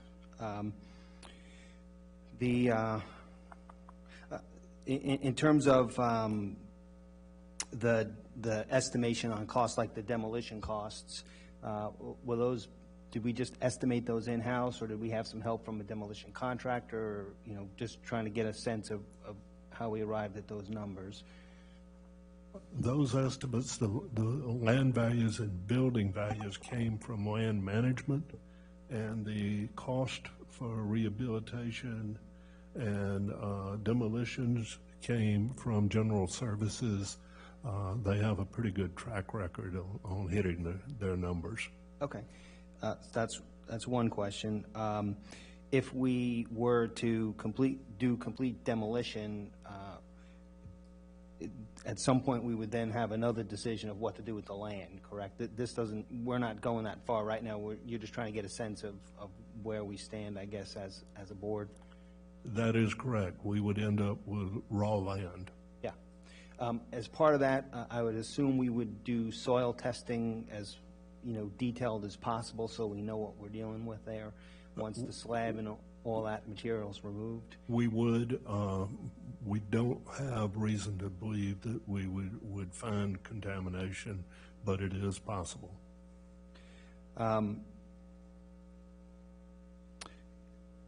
What about in terms of indebtedness on this property, and if it's it's obviously used, I assume it's used for collateral on a loan. So what does that do to our situation with respect to any borrowing that we have on this building and on this land? And that's, I guess, a question for the attorney. If we were to, I let's don't start with know. I don't the demolition know this- side of it. I don't know. Oh, to fund the demolition side? No. What does it do to our, like with loan covenants in I don't terms think of it's. collateral? I don't think the building is or the land is security for the borrowing here.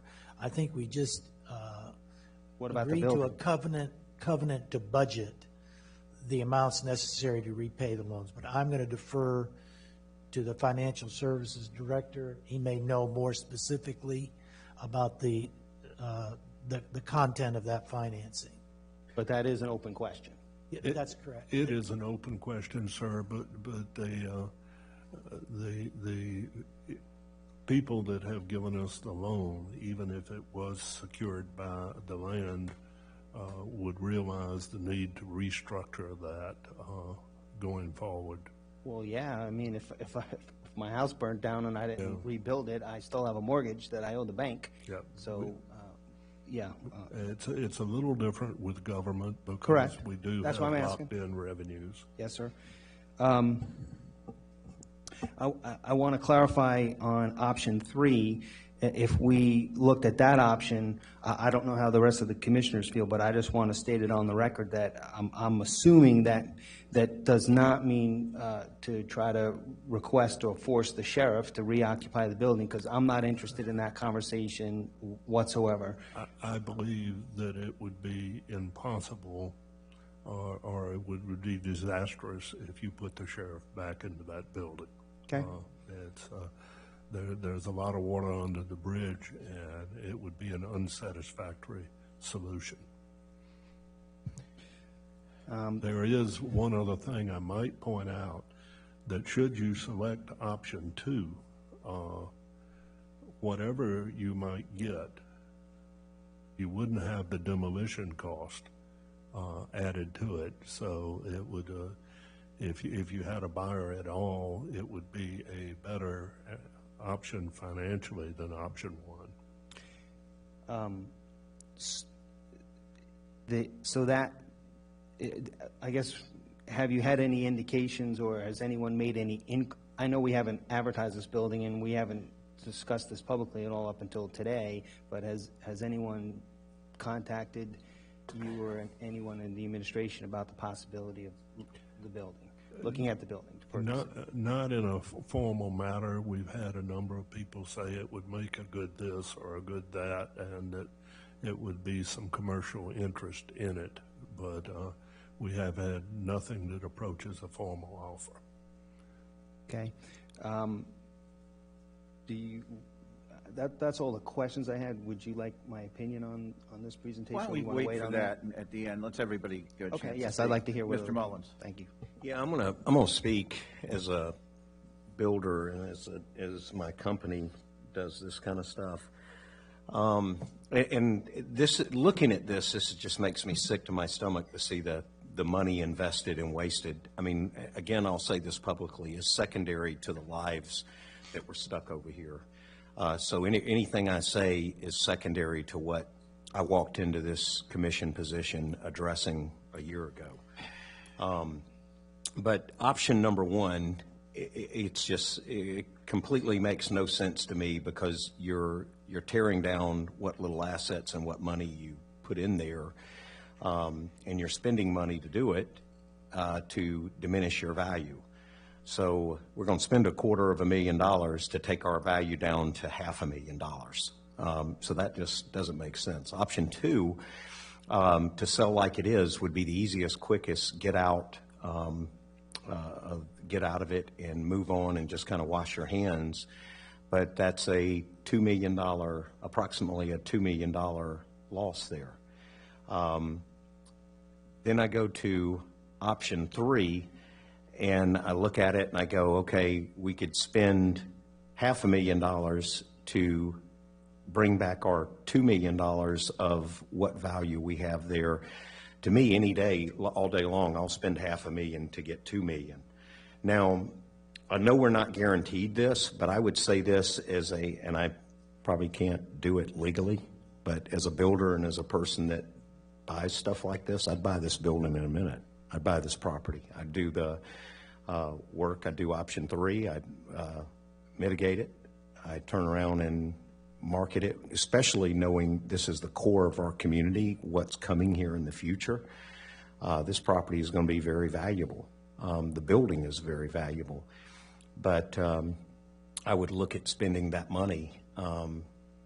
So I tend to move to option 3, and if this was my investment, I would gladly spend $500,000 to work on getting $2 million back. But there is going to be some public staining that needs to be addressed and reassurance. So it's going to take a little work to get there, other than just the $500,000, because it was so tarnished by doing what we did.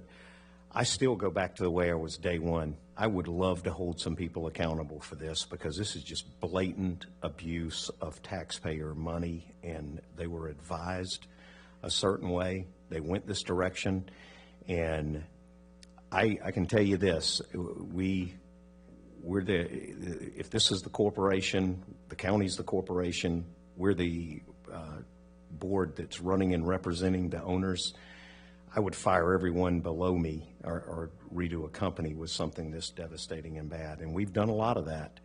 But I also would hold some people accountable as well. And I just don't think it stops here. But that's all secondary to the lives. I mean, these sheriff's employees, when I walked in, the stuff that I don't know that we'd be changed today. I don't know that we'd be different today. That's what I fear, had we not taken that stance. So to me, we need to get this behind us, but 2 or 3 is going to be in there, and we just got to decide if we're ready to take another $2 million loss on top of the losses that we've already experienced. That's all I've. Erickson, did you have any comments? Well, I guess I was just looking at number 1, complete demolition. I guess if there's any question marks still out there, would we have trouble dumping this building someplace if we demolished it? Have we had some areas say don't bring it here? If the property would not pass a Phase 1 and a Phase 2 environmental survey, yes, there would be a difficulty in selling it. That's it. If it did not pass, did you hear if it did not pass a Phase 1 and Phase 2 environmental assessment? That's a hypothetical. Yes, sir. I think Mr. Hanson said no. I'm going to just add at this point that I look at this, I wasn't on the board when the decisions were made. However, I was active in county politics, and I was always against buying the old hospital and said so publicly. But that being said, I want to talk about the political aspects of this building. It's going to be, first of all, the sheriff's not going to be willing to go back in there. And I think one of our citizens made the comment that if we're not able to have the sheriff go back in the building, whether we fix it or not, it's going to be very difficult for us as an elected group to tell other people that they can go, who work for the county, that they can go back into that building. So my view is option 3 is out. I don't even consider it. If we had lots of money and didn't know what to do with it, I'd say option 1 is absolutely the way to go. Get rid of it, it goes away, and nobody can keep coming back and saying, well, we had that disaster with the Sheriff's Operations Center, but now the land is available for development. We don't have an unlimited amount of money, so at this point, and I'm just making hypotheticals, we're going to bring it back to the board to kind of get opinions on that. I would kind of go along with option 2, see how it goes. If we can sell it, we sell it as is. If it goes on for, say, over a year, that point, we just revert to option one, demolish the building, and go from there. So that's kind of, in general, my thought process. With that, what I'd like to do, and this is with the concurrence of our board, is to let the public make comments. This is general business, and we're supposed to allow 3 minutes each for the public. Is that okay to do that now and then come back for a general consensus of the board? Sure. I would like to weigh in that I concur with your comments and go with two, and then if it doesn't work, demolish it. But we've got to silence the yahoos out here. One is who's sitting in the audience, who continually spread lies about that building, and this we just have to get it off our plate somehow. So, yeah, go ahead. Mr. Hadid, you raised your... Mr. Chairman, I do want to point out that this is only to give direction to the administration is to pursue one of these options. It does not lock the board into anything. This decision will have to come back to you, whatever it is, for final approval. Yeah, I'm not saying we're going to, as Mr. O'Brien had pointed out, we wanted to, after we had the full discussion, come back to the board just to get a general thought process of where we are, not to make a motion on it. So with that, I'm going to open it up to public comment concerning the building, the old building.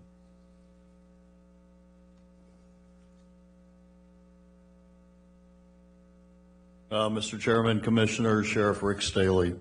First, let me say that I think the county administrator has given you three options, okay?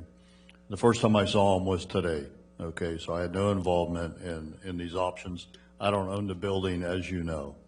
I will tell you this, that from personal experience of just having renovated an old house in Tennessee into a wedding venue, I will tell you that you will find unexpected issues in any try to renovate or fix this building. In my example up there, the cost was double what the builder had anticipated. I think there's many more issues with that building than your Terracon recent reports say, and there's lots of asterisks on those reports, say this is a moment in time on this date, these weather conditions, et cetera, et cetera, et cetera. I don't know what's been done. I haven't been in that building for some time, but I know that one of the recommendations of Terracon was to pull up the carpet, pull up the tile, and see if the slab will dry. So I think that building is shot. I think and none of you guys had anything to do with the purchase of that building, and I wasn't sheriff. So unfortunately, it's in our laps, though, to fix it. They took a pig and put lipstick on it. It's still a pig. And so my recommendation, maybe as Citizen Rick right now, since I'm a taxpayer too, is option two, because I don't think you can guarantee your ROI. And you can put $500,000 in that building, and you still can't guarantee that it's a safe building for humans to inhabit. It's my personal opinion based on looking at all the studies that have been done. So thank you.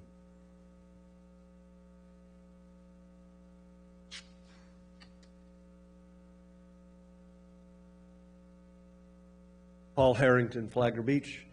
I think Sheriff Staley said it right. You don't know what you're getting into when you get into renovating. Been doing that a long time, and you see those budgets double. There's another thing. I've been around here 16 years and sat and watched that building sit around before it got renovated. So who knows what's underneath everything that's been covered up in there. Another consideration is, what are the costs every month? We've been talking about this for 6 months. What are the costs each month carrying that building? That maybe that option two might be the better approach. Thank you. Additional comment?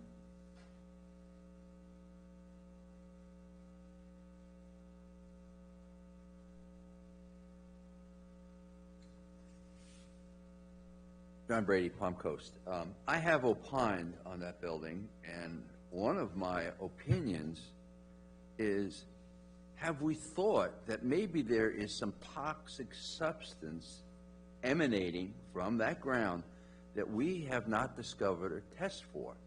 And if we sell it as is, that as is, we know it at this moment, but something else could come along? That's the first question. The second question is, I thought we were engaged in litigation with the builder of that building.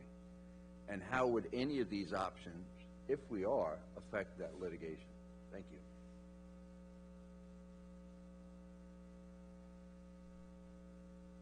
I guess Sue Urban, Palm Coast. Looking at all the options, my concern mostly would be the environmental impact of this. If we do demolition, what is going to be the overall impact to the environment on, dust up into the air, or is it going to send all those contaminants around to the schools that are located right next door, all the businesses within the area? Are we going to contaminate more places? The best option, if we renovate, again, once you open something up, you can find a bunch of different problems that you didn't know existed before. So in my opinion, option 2 would be the best.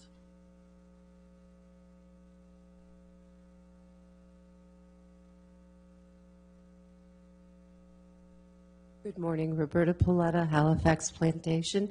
My question in listening to all this is, in addition to the monthly utility costs, et cetera, and I'm assuming minimal maintenance that's going to be required, is what is the mortgage? What is the cost that the county currently carries on that building? I mean, we're talking about possible net proceeds, but I'm not getting a clear picture if there's any other costs associated with this building that the county currently has in forms of a mortgage or what have you. I'd like clarification. Thank you.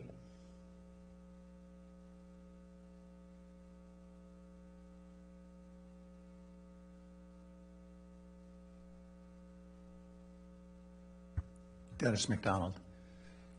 Gentlemen, what is missing from this discussion, or should be considered here, is that the same legal advice that got us into this mess is sitting over to my left, okay?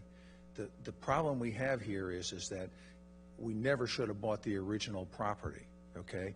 And, he certainly was new, or certainly it was available to everybody in the community that Barbara Revels did operate, and the state found her to operate for the benefit of her business associates. And that vote never should have happened, and the county attorney should have prevented that. So consider that's where you're getting your legal advice. As far as this building goes, consider one thing that's a fact that the county attorney cannot grasp onto. Go up to the county engineering office and look at the map. This property that you own is in a USGS floodplain. That's a federal floodplain. That's a fact, okay? That means, gentlemen, essentially you're sitting on you have acreage on what used to be a swamp. So you've got a water problem with this building, and so you need to consider that. The other problem is that your Terracon report that you did in February 1 year ago, okay? One of the things that Terracon didn't do, and they weren't allowed to, because the scope of services were limited, and that's what is happening here, is that you never identified what's underneath the floors. Can you dry them out? How about we take the floors, did anybody take the floors up to see if there was a vapor barrier? That would be, for Mr. Hadid's benefit, that would be Florida's building code 1907, requiring a vapor barrier. Okay, as far as the wood in the roof that still exists, that's 2813. That's the building code on that. Okay, he can have all the notes that you want on a plan. It's wrong. Have you ever addressed that? Have you ever said to somebody who's an expert with a license, does this pass the building code? Okay, you haven't ever addressed that. The bottom line here is, gentlemen, this property sits in a swamp, so you decide whether you want to own swamp property or not. Thank you.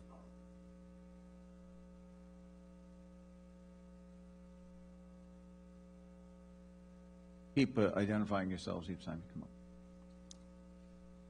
George Mayo, Palm Coast. For me, option 3 should be completely off the board. Stop throwing good money after bad. Option 2, I know if it was to be sold, it would be with full disclosure, and we would want to be held harmless, et cetera. But just as we've seen recently in people go to the ballpark and buying a ticket, you hold the team harmless. But if you get hit in the head with a foul ball, they say you can't sue, and yet lawsuits ensue. So I'm just curious, if we were to sell it, being held harmless and at full disclosure, is there a possibility that somebody said, well, we really didn't realize what it is and we're going to sue you anyway? Could that get us into a lawsuit regardless?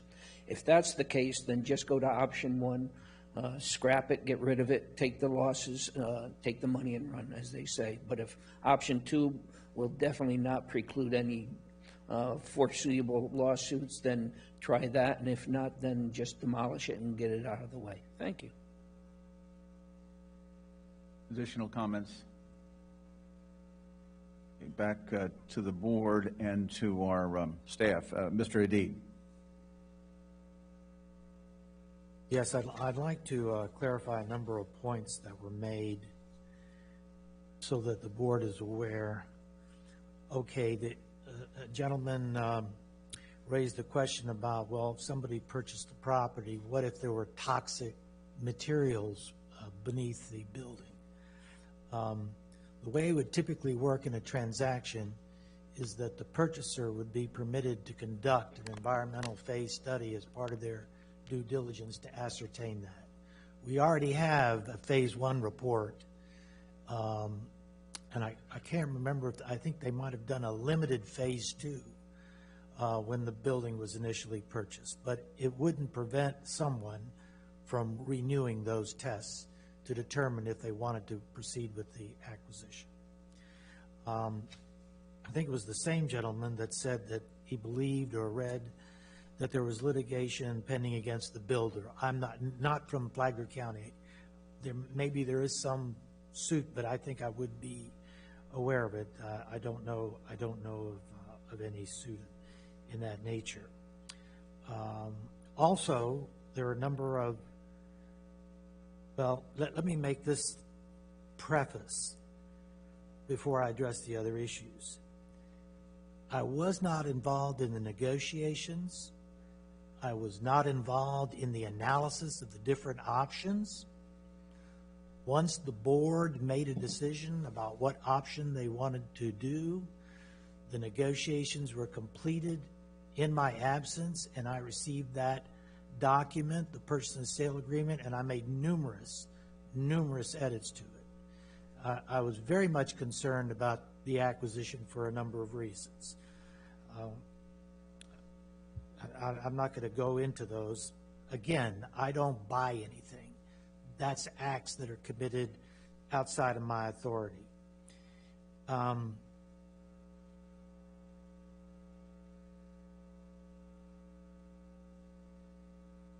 That the vapor barrier, this has been raised a number of times, and that is there's a vapor barrier under the slab that's supposed to kind of block the water coming up from below, because we have water everywhere in Florida, everywhere. The experts tested the vapor barrier in numerous places and found no failure of the vapor barrier.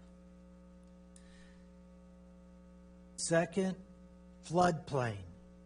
This has been absolutely conclusively established that the structure is not on a floodplain, and no part of its area that it habitates on the land is in a floodplain.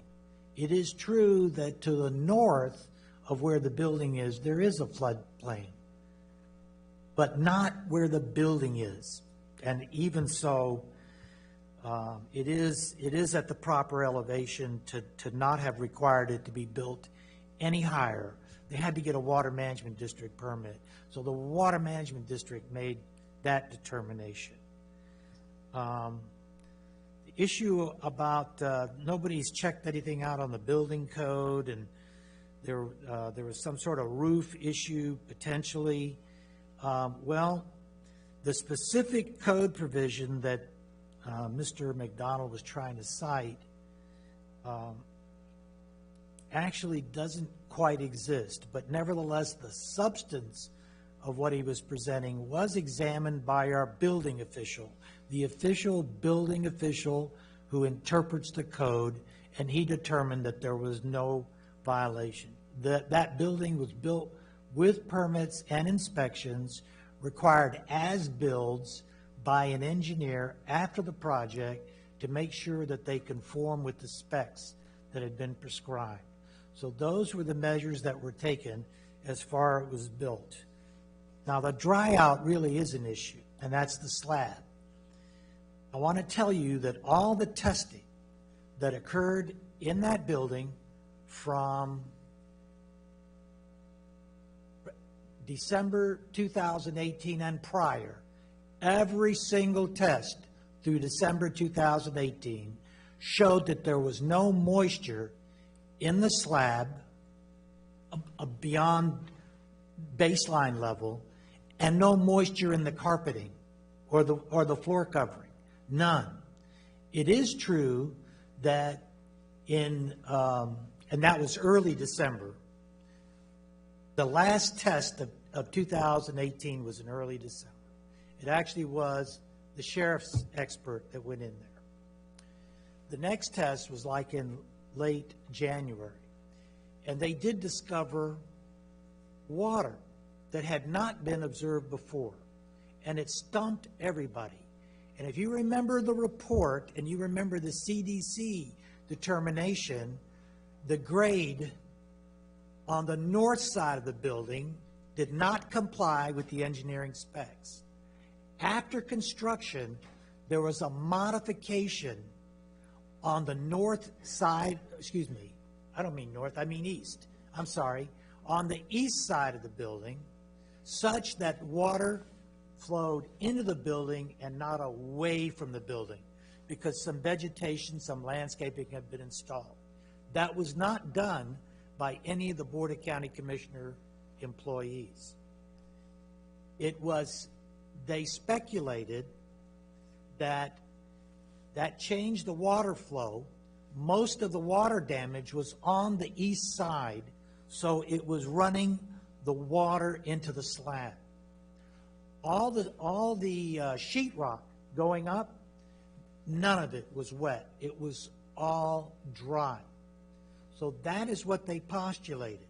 Now, they did some further testing, and after doing a lot of interviews, they thought there might be a pipe, water line buried within the concrete, the foundation, that may actually have a slow leak, and that it may have contributed to the moisture. And that is one of the tests that they want to do if the county is going to go forward in rehabilitation.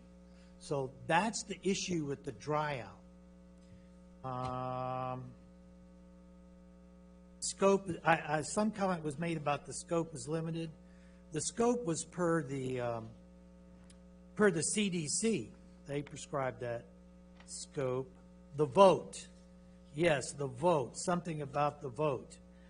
Mr. McDonald has stated that somehow I had this knowledge about Ms. Revels' financial holdings, and that she voted and I permitted it to vote, knowing that, you know, that she was not qualified to vote.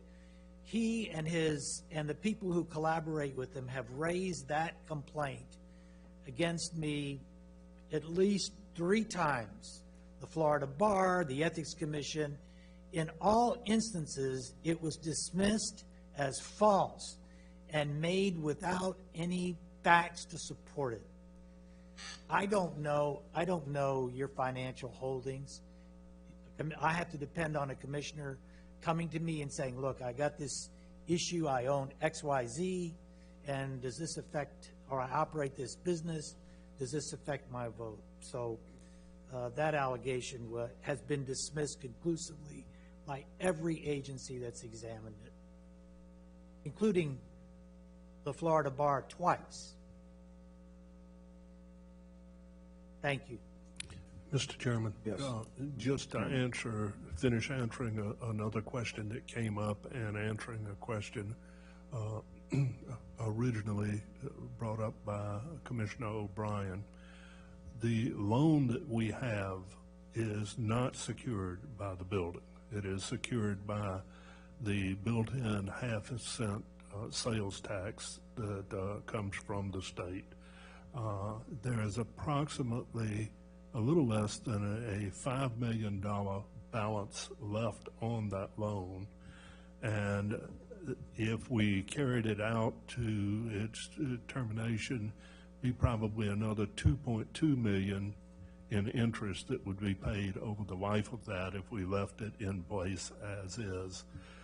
With regard to the question of can you truly mitigate your liability by disclosure, if you provide, and the county attorney can correct me if I'm wrong, if you provide all of the test results that we have received and you do not do anything to embellish it or say that it's good, you say it, here it is, as tested, there is very little, if any, potential liability in a real estate transaction.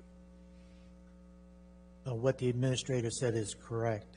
Obviously, complete disclosure, and as he said, without adulteration of whatever that testing and other background information that we have would be key to that position.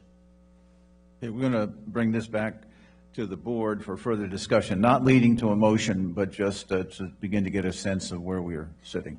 Mr. O'Brien. Thank you, Mr. Chair.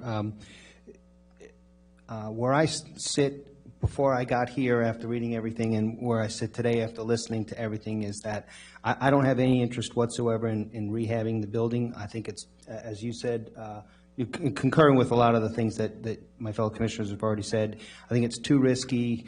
I think it brings an open-ended potential for just continued future expenses. And I would also say possible litigation.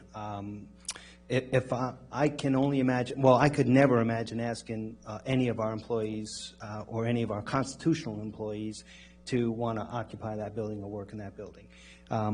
And I can imagine if we did that, the day we did that, there would be at least a half a dozen personal injury attorneys sitting in the parking lot with business cards and handing them out to the employees as they walked out of the building. I think that would just create so much risk and wouldn't be worth it. I think we should pursue the path of trying to sell it as is, but I think we should set a time frame on that so that we know if there is no interest or there's no potential to do that, then we move to the next option, which to me would be complete demolition. So that's the way I would look at it.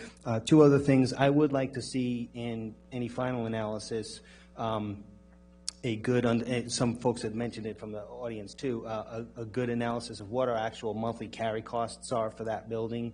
I think that would be important for us to know.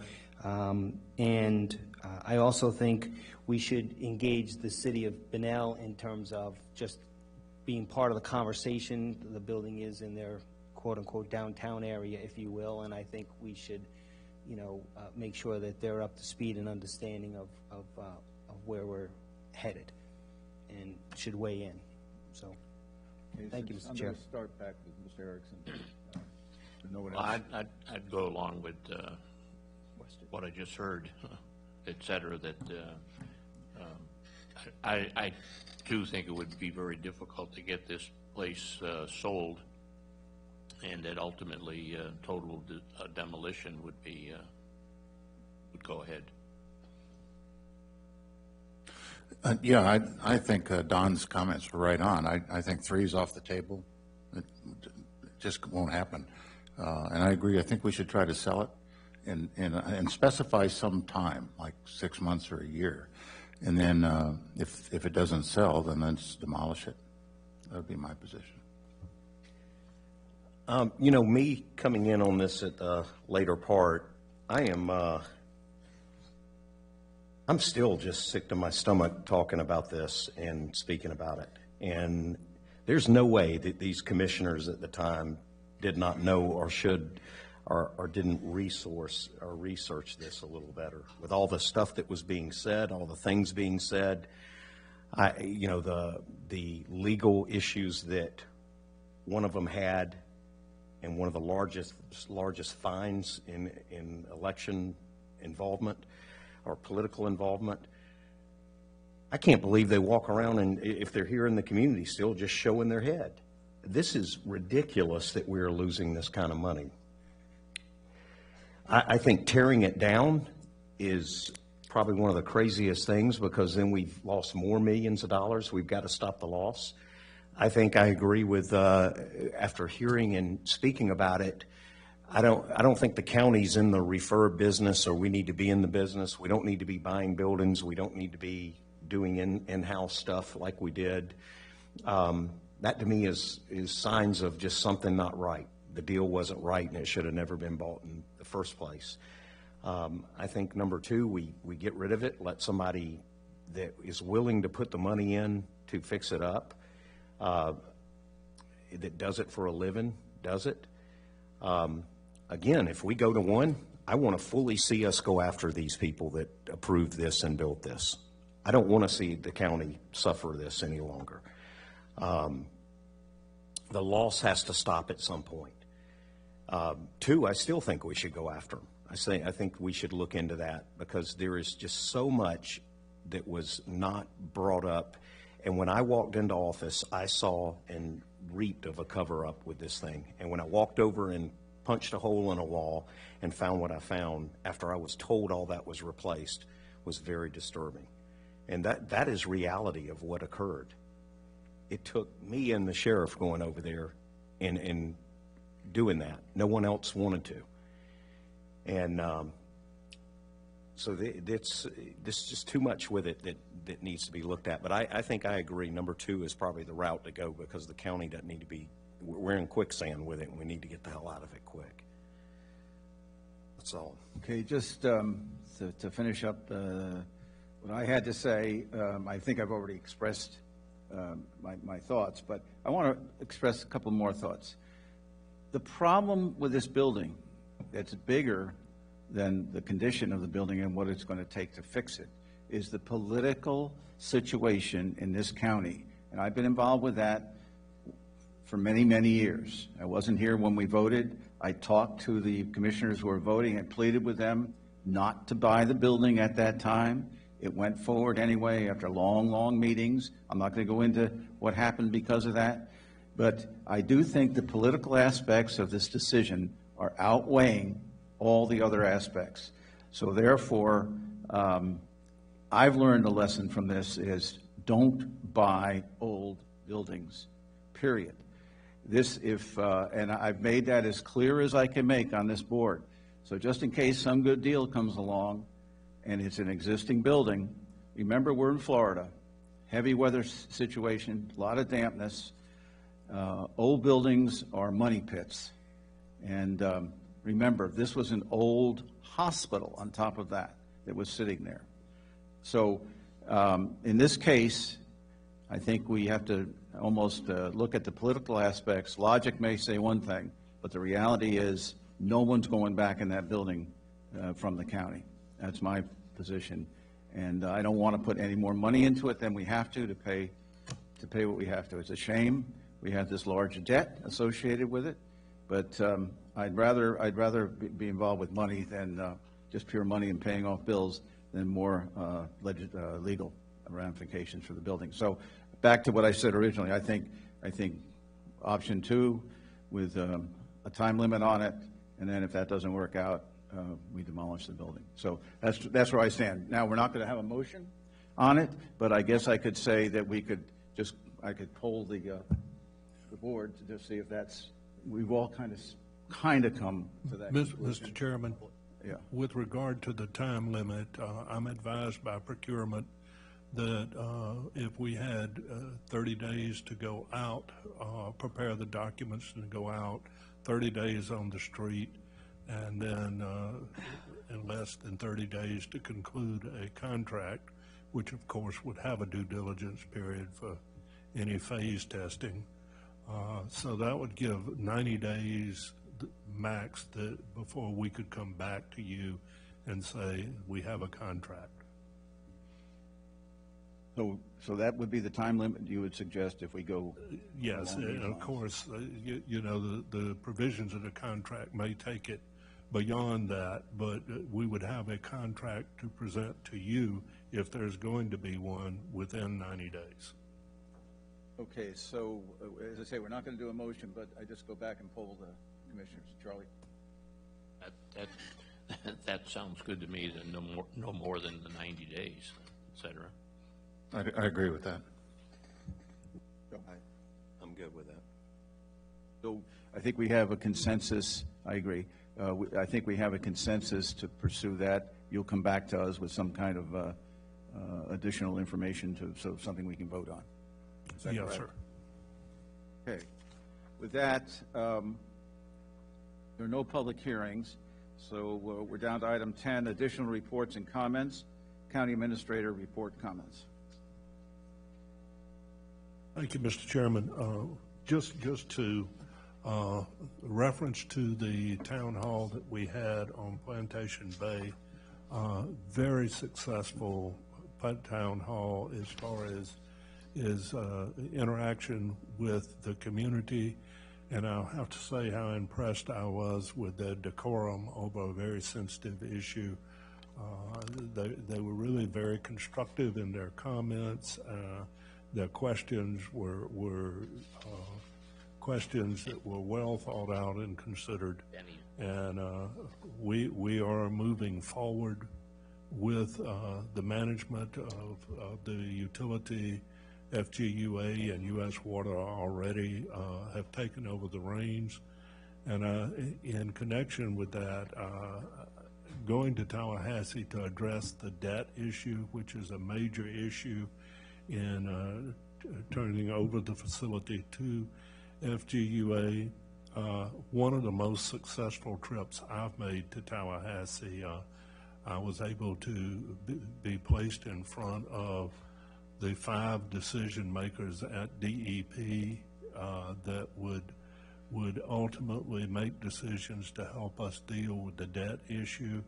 They were all very favorable to trying to assist Flagler County in divesting itself of this problem, and have even reached out already to set up additional meetings with Flagler County and the FGUA to work out getting Flagler County out of the utility business. Thank you. Agreed. Mr. Deed? Yes, the only thing I want to do is supplement Mr. Cameron's report by clarifying a little bit my presentation, which you all heard, concerning the history of the acquisition.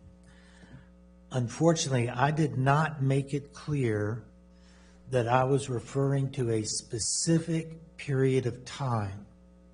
Some people walked away, or not walked away, some people's takeaway from my presentation was that the county was not complicit in the final agreements that were done in January and February 2013.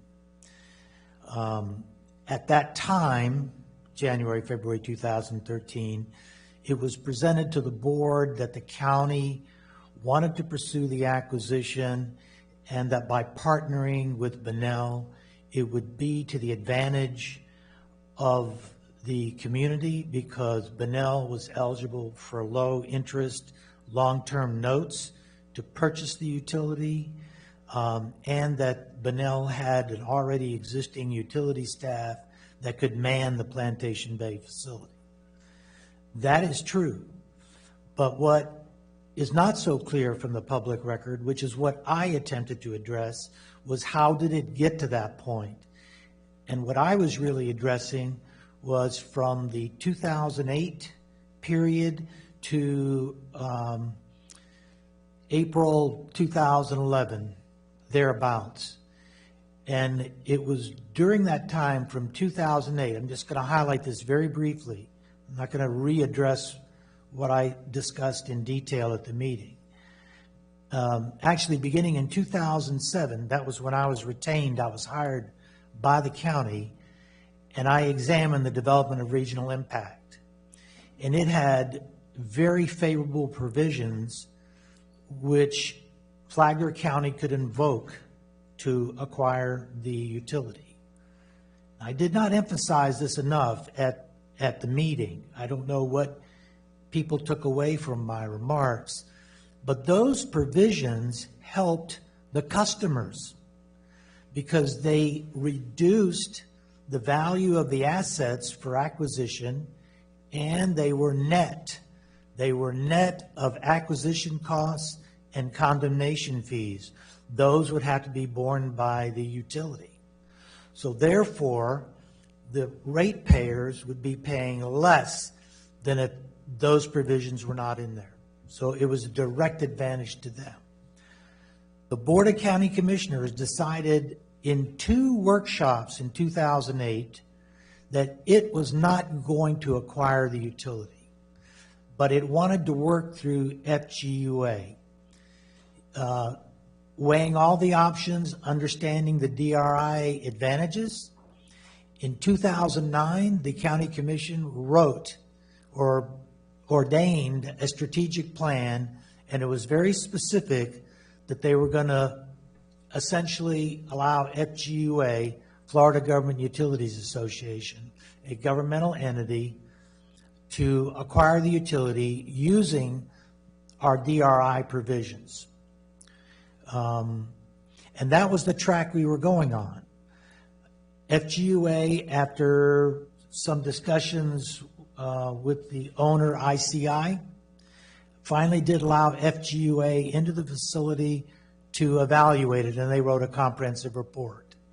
And you remember what I told you? The result of their assessment was that the entire utility system, the water, the wastewater, the reclaimed water, was worth no more than $1 million. That was their official estimate. They prepared a very detailed report, and I misstated one. I went back and looked at some of the historical information. At the presentation, I said that FGUA determined that there was $3.9 million worth of improvements that were necessary in order to bring the entire utility system to a proper operating level. I actually understated that amount.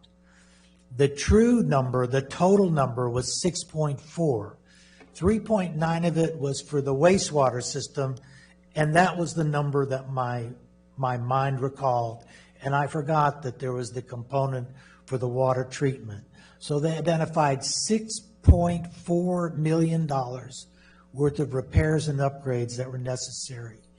And the value of and that amount would have to be spent, and that the price to pay to acquire the utility should not exceed $1 million. Now, what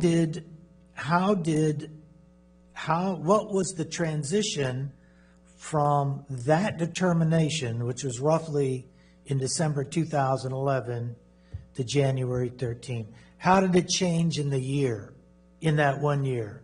That's what I discussed, about how ICI went to the Bunnell city manager and negotiated an agreement independent of us. And then there was some pushback about the city of Bunnell acquiring Plantation Bay Utility, doubts about how feasible that was, how suitable that was for the Plantation Bay community. Then the dialogue within the county, and I don't mean necessarily possibly with individual commissioners. I was not in on those discussions, by the way, did not take part again in any of the negotiations that were going on. I did not attend a single meeting where the negotiations were discussed. The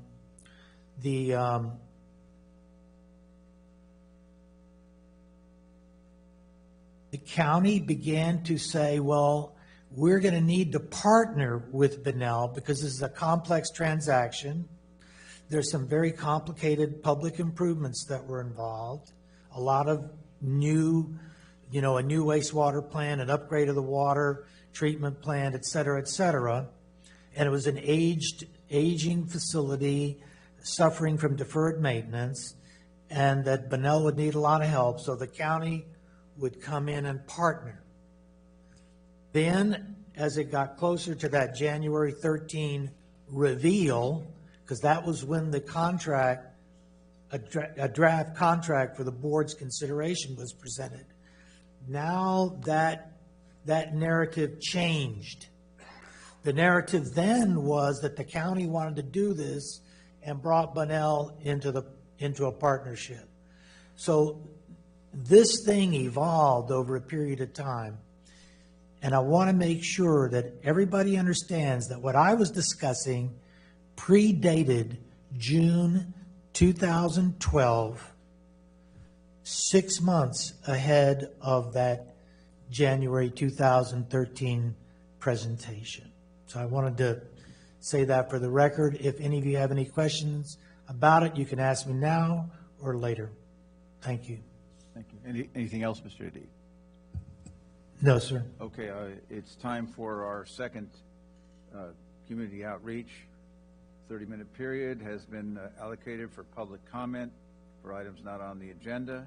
Each speaker will be allowed up to 3 minutes to address the commission. Speakers should approach the podium, identify themselves, and direct comments to the chair. So we're open for public comment at this point.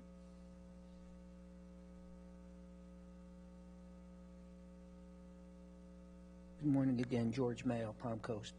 Number one, I'd like to say thank you to the county and everything with the new A1A that we see north of 100, how good the road looks, and let's just hope the storms don't treat us cruelly and that the vegetation can take hold. South of 100, work is still being done, but it looks like a major improvement. And so thank you for you and all the administration, hard work they've done. It's looking good.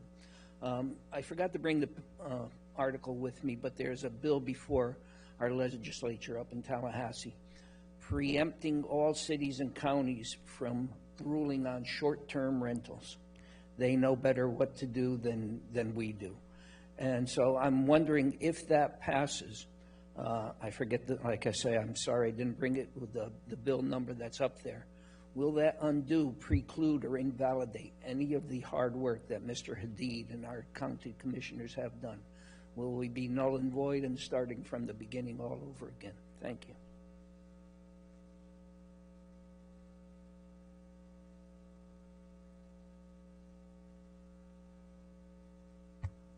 Commissioners, Dennis McDonald.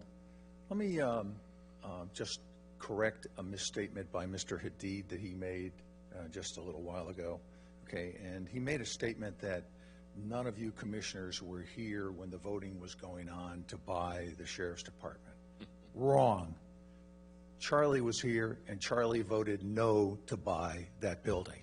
Okay, just so the record reflects that. I know Mr. Hadid can't remember that. Let me also comment about something else that he said that ties in with what Mr. Mullins had said. Had it not been for Joe Mullins and the sheriff removing a chunk of sheetrock, okay, up in the overhead in that building, okay, and discovering the fact that the violation where no lumber can contact concrete per the state building code. I don't care what this guy says or thinks or what goes on in his own little world and head. It's the violation of the building code in Florida when that building was built. Joe certainly knows it. He's a builder. Every builder knows that. You can't put regular wood against concrete in the state of Florida and everywhere else pretty much in the nation that uses the IBC. So that was up there along with old insulation covered with feces from bats, mice, but certainly all bats and everything else. Okay, that existed. The idea, okay, that this was okay and signed off by the building inspector, he brought up the fact that the building inspector said it was okay.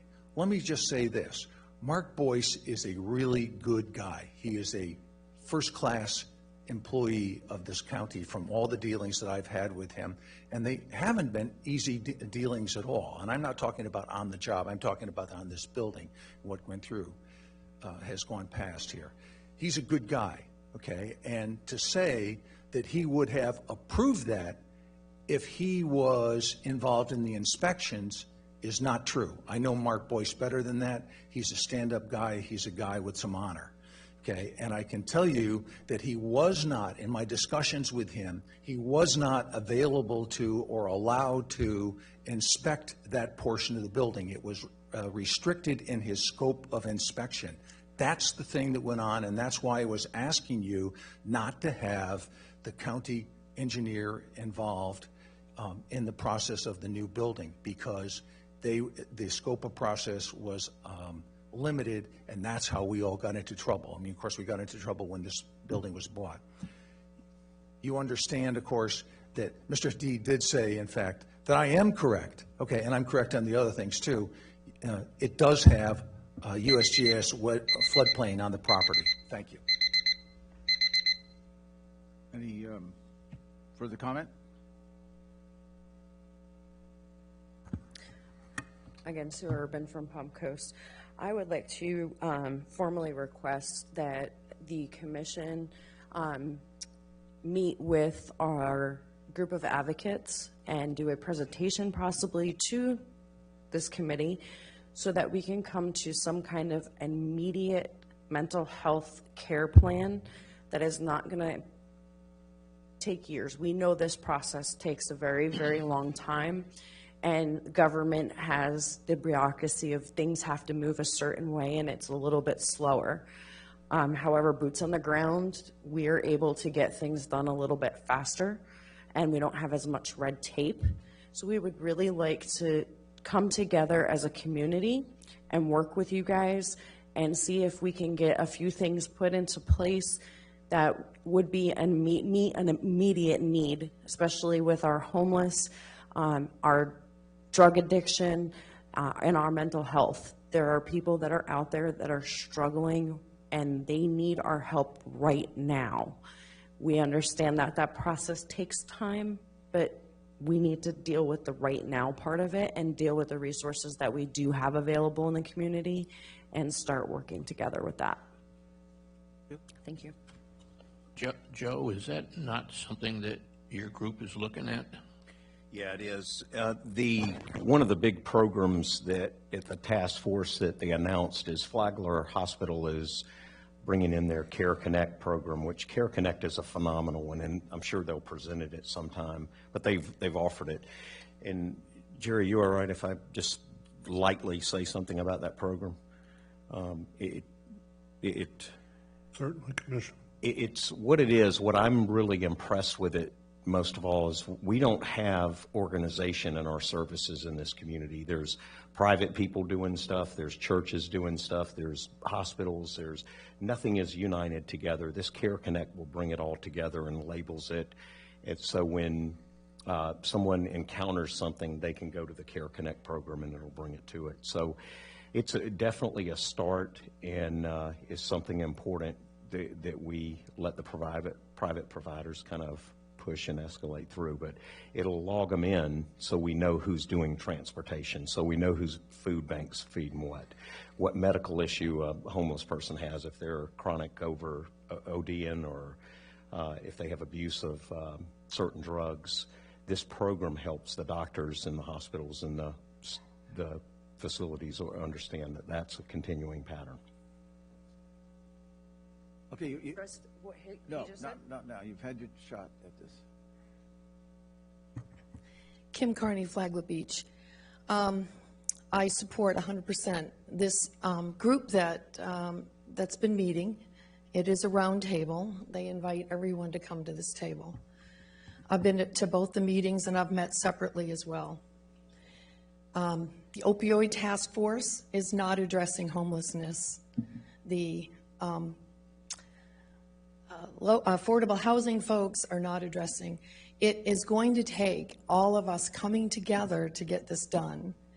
You all do not have the resources you need outside nonprofits, people all coming together. It isn't about which building needs to be torn down. It's not about how much money we're spending. It's about prioritizing what the people in Flagler County need. This group is well-balanced. This group is well-educated. This group are your feet on the ground. They have done all the research. They know what we need. They know where the gaps are. They are open and willing to bringing this together. You know it takes private-public folks. A couple of you aren't looking at me, so I don't know if you're hearing me, and that's okay. But it takes a village to make this happen. So make it happen. This is not a rocket science project here. These are people that need your help. They need a mental health expert. An outside company went out and got the psychiatrist. The outside company, you need to embrace these people. You need to understand what's happening. These 4, 5, 6, 7, 8% of our population are draining our resources. The hospital will step up. We know the hospital's going to step up. They don't want competition. They don't want somebody taking away their business. Make it happen. Bring these people to the table. They know what they're talking about. Please make it a priority in this community to address the number 1 and number 2 problems that we have. You do have the money. You have the money. You just closed down the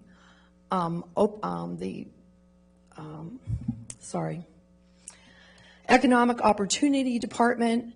You can move money around. You know you can move money around. You do it every day. Give these folks this mobile unit.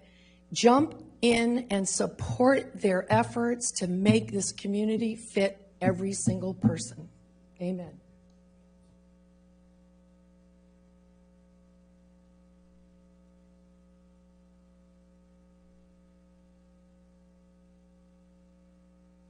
John Brady, Palm Coast. I know I've met with several of you. I had 40 years of experience in Pennsylvania working with the mentally ill as a crisis counselor. Spent 10 years here looking for the equivalent of that. And you know what? Last Sunday at the home fair, I happened to have a chance encounter with the gentleman from Flagler Hospital. If you need, or you think you need, or your family thinks you need inpatient psychiatric care, you can go to Flagler Hospital emergency room and they will evaluate. They have a psych unit at Flagler Hospital. So a resource that took me 10 years to find, I'm so happy I found it. But this is something, you have a family member who takes an overdose. In mental health, you would rather a person voluntarily sign in for treatment than to Baker Act them, as you have to hear. So there is an option for families if they can get the person to Flagler Hospital right now. Thank you. Thank you. Next. Seeing no one else come forward, it's time for the commission reports, comments, and action combined there. Mr. O'Brien. I'm going to start with Mr. Erickson to wrap up from the commission. I'm going to end up doing something a little different. And in fact, probably people are saying, God, this guy's talked more at this meeting than he's done all the last 4 years. I've had an opportunity to look at a lot of possibilities, et cetera. You know, we talked about the water system. I thought that was a bad deal. We talked about the Sheriff's Operations Center. I thought that a bad deal. I still think that we've got 2 big no's out there that we don't have much control over. I go through town center many a day. I go around those roundabouts. If anybody's been on those roundabouts, you will know that those roundabouts are bigger than what the state has put into Route 1. That's going to be a catastrophe, Route 1. That is not going to work. The other is, as you know, most of you know, I bicycle a lot, or at least I did up to a certain point here. We've proposed putting a bicycle bridge over Route 100 into Flagler Beach. That too, in my estimation, is a mistake. Have you ever seen a bicyclist come down a ramp that's 20, 30 feet in the air at a slow speed, and at the same time have people on the other side of that going up on it? That's not going to work either. That, again, is, in my estimation, a bad project. That going up and down that is not going to work. That's my comments for today. Thank you. Hanson? Mr. Chairman, I have nothing for this point. Just wanted to cover a couple of things real quick. The Boys and Girls Club, I met with them last week, went and toured their Flagler facility over at Rimfire. I encourage all you guys, the commissioners, and any of the public to go out there and see them. That is a wonderful program, bringing the kids in and supporting them. We fund them. They certainly could use more private funding and donations, but I'm a big fan of theirs. I got to take them out with their charity event, some of a Ferrari experience on the track, and it was just a wonderful time seeing that organization, and Robin does a great job with it, so I recommend you guys going and seeing that. Roundabout, on traffic, I'm the same way. I'm not a big fan of them. I would have been here on time today, but I got stuck in it, and I continued circling around until I could figure out how to get out. Traffic lights, they're really pushing and working hard on getting a traffic light out here at the courthouse. I think we're going to see some progress after meeting up in Tallahassee. That's important. I mean, this is our main hub, and there's a lot of people that come in and out, and I want to get ahead of the program, and I know, Mr. Cameron, you've been making that a priority, and I appreciate that as far as our infrastructure in the area. Legislative days, Holly did great stepping in. I thought she did a phenomenal job, really good. We have had so many unexpected and sudden changes, and I am really impressed with how versatile and quick the staff jumps up and just pinch hits and does a phenomenal job. It was well planned, well organized. A lot of good meetings occurred up there. I had a meeting with the attorney, with the Agriculture Commission, not the Attorney General, the Agriculture Commissioner. Great concerns and offering help in our area. Housing, met with them, and really good conversations on the affordable housing needs we have as a community and some money in supporting there. And then the Department of Economic Opportunity, just those quick meetings they did was really good, and just getting them focused on Flagler. Flagler's in their vocabulary now. It's in their dialogue. So we have done a good job the past 12 months, and I want to commend the other commissioners for that, getting the narrative changed. Also did not get to attend this. I know some of you guys did. The Observer celebrated 10 years. It's great to have news sources in our community that's out there putting information and bringing it together. Roads continually will be a focus for me. I had a town hall. One of the town halls that we had already was out on hidden trails. One thing that we brought up out there that would probably be good, if we could possibly, the walls are bare, so we maybe put a map of the area, because a lot of people will reference things during the town halls, and it'd be nice to be able to show it, but maybe just putting a giant map up there. Is that something we could possibly do? And if so, do them in our community centers so we could reference it. And it's just of that district, that area, where it would be helpful. And then that great town hall with Plantation Bay, Mr. Cameron. That was really informative, a lot of good information going out. And I felt very comfortable with the progress we're making. It's a mess to clean up, and I think we're well on our way to do that. Care Connect, I'm excited about it coming to the area. I think it's very important we have something like that. And I'm also excited about the private input that this community has. I don't want to downplay anyone's role in this. Everyone plays an important role in this community. It's everybody, it's just like a well, like we saw last night, a oil football team coming out. Everyone needs to play their position and play their roles. And you guys are doing a good job on the private sector. You guys are doing a good job bringing the concern. It's prior to this year, it was not a topic that we talked about. It was something we kind of ignored. But I understand the frustration because we're not moving quick enough. But we are moving, and we're moving for the first time in Flagler history. And that's because of you guys, and it's because of the movement we're pushing up here.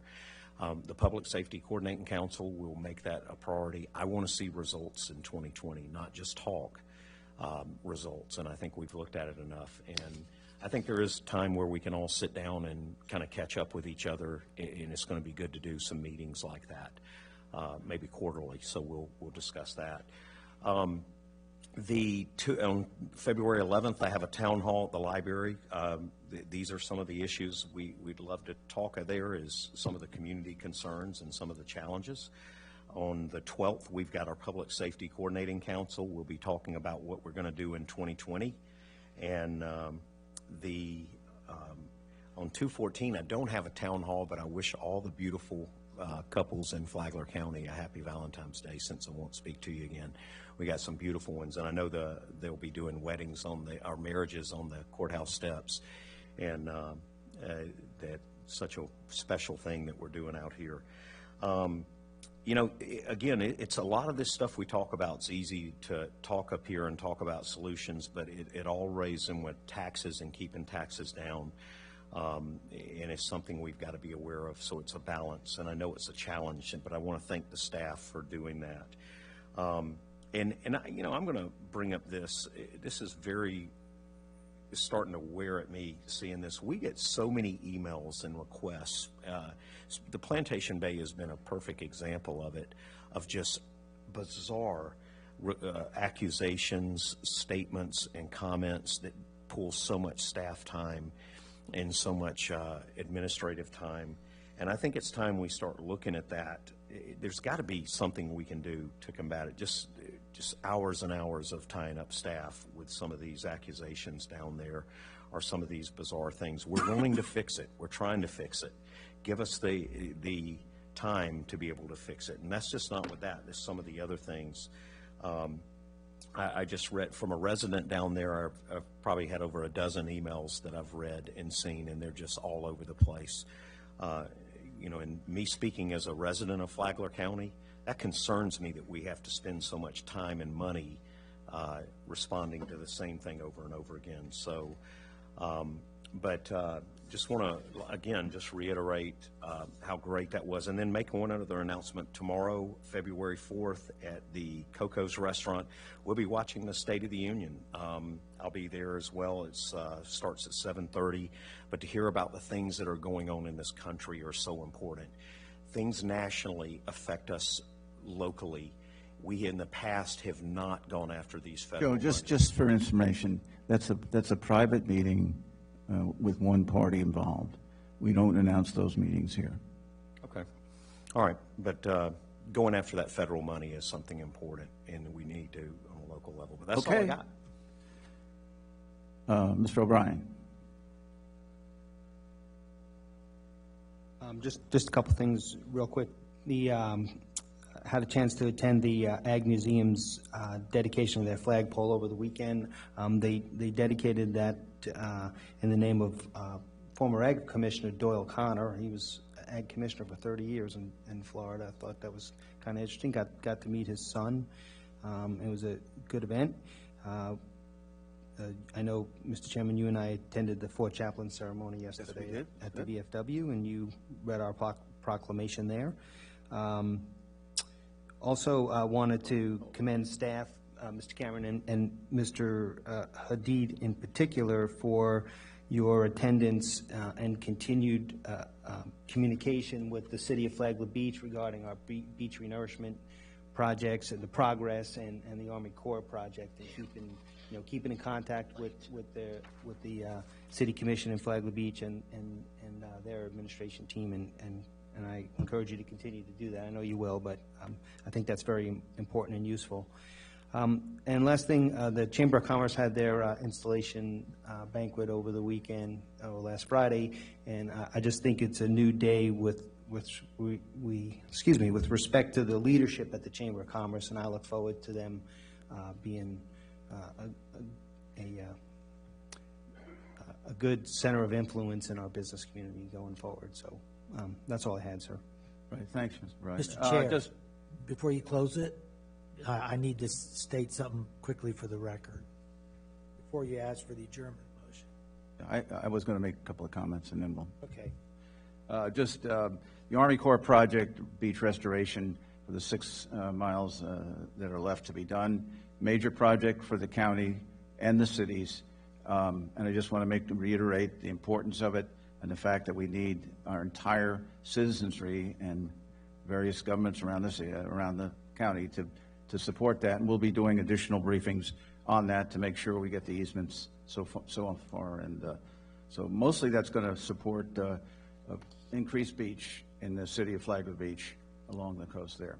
The visit to Tallahassee, as we've all said, went as well as it could. We did talk to our legislators about home rule.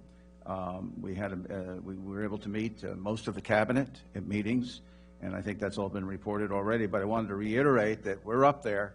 We were there doing our job and trying to make sure that Flagler County gets treated well in this legislation. Not guaranteeing anything, but we're making some progress.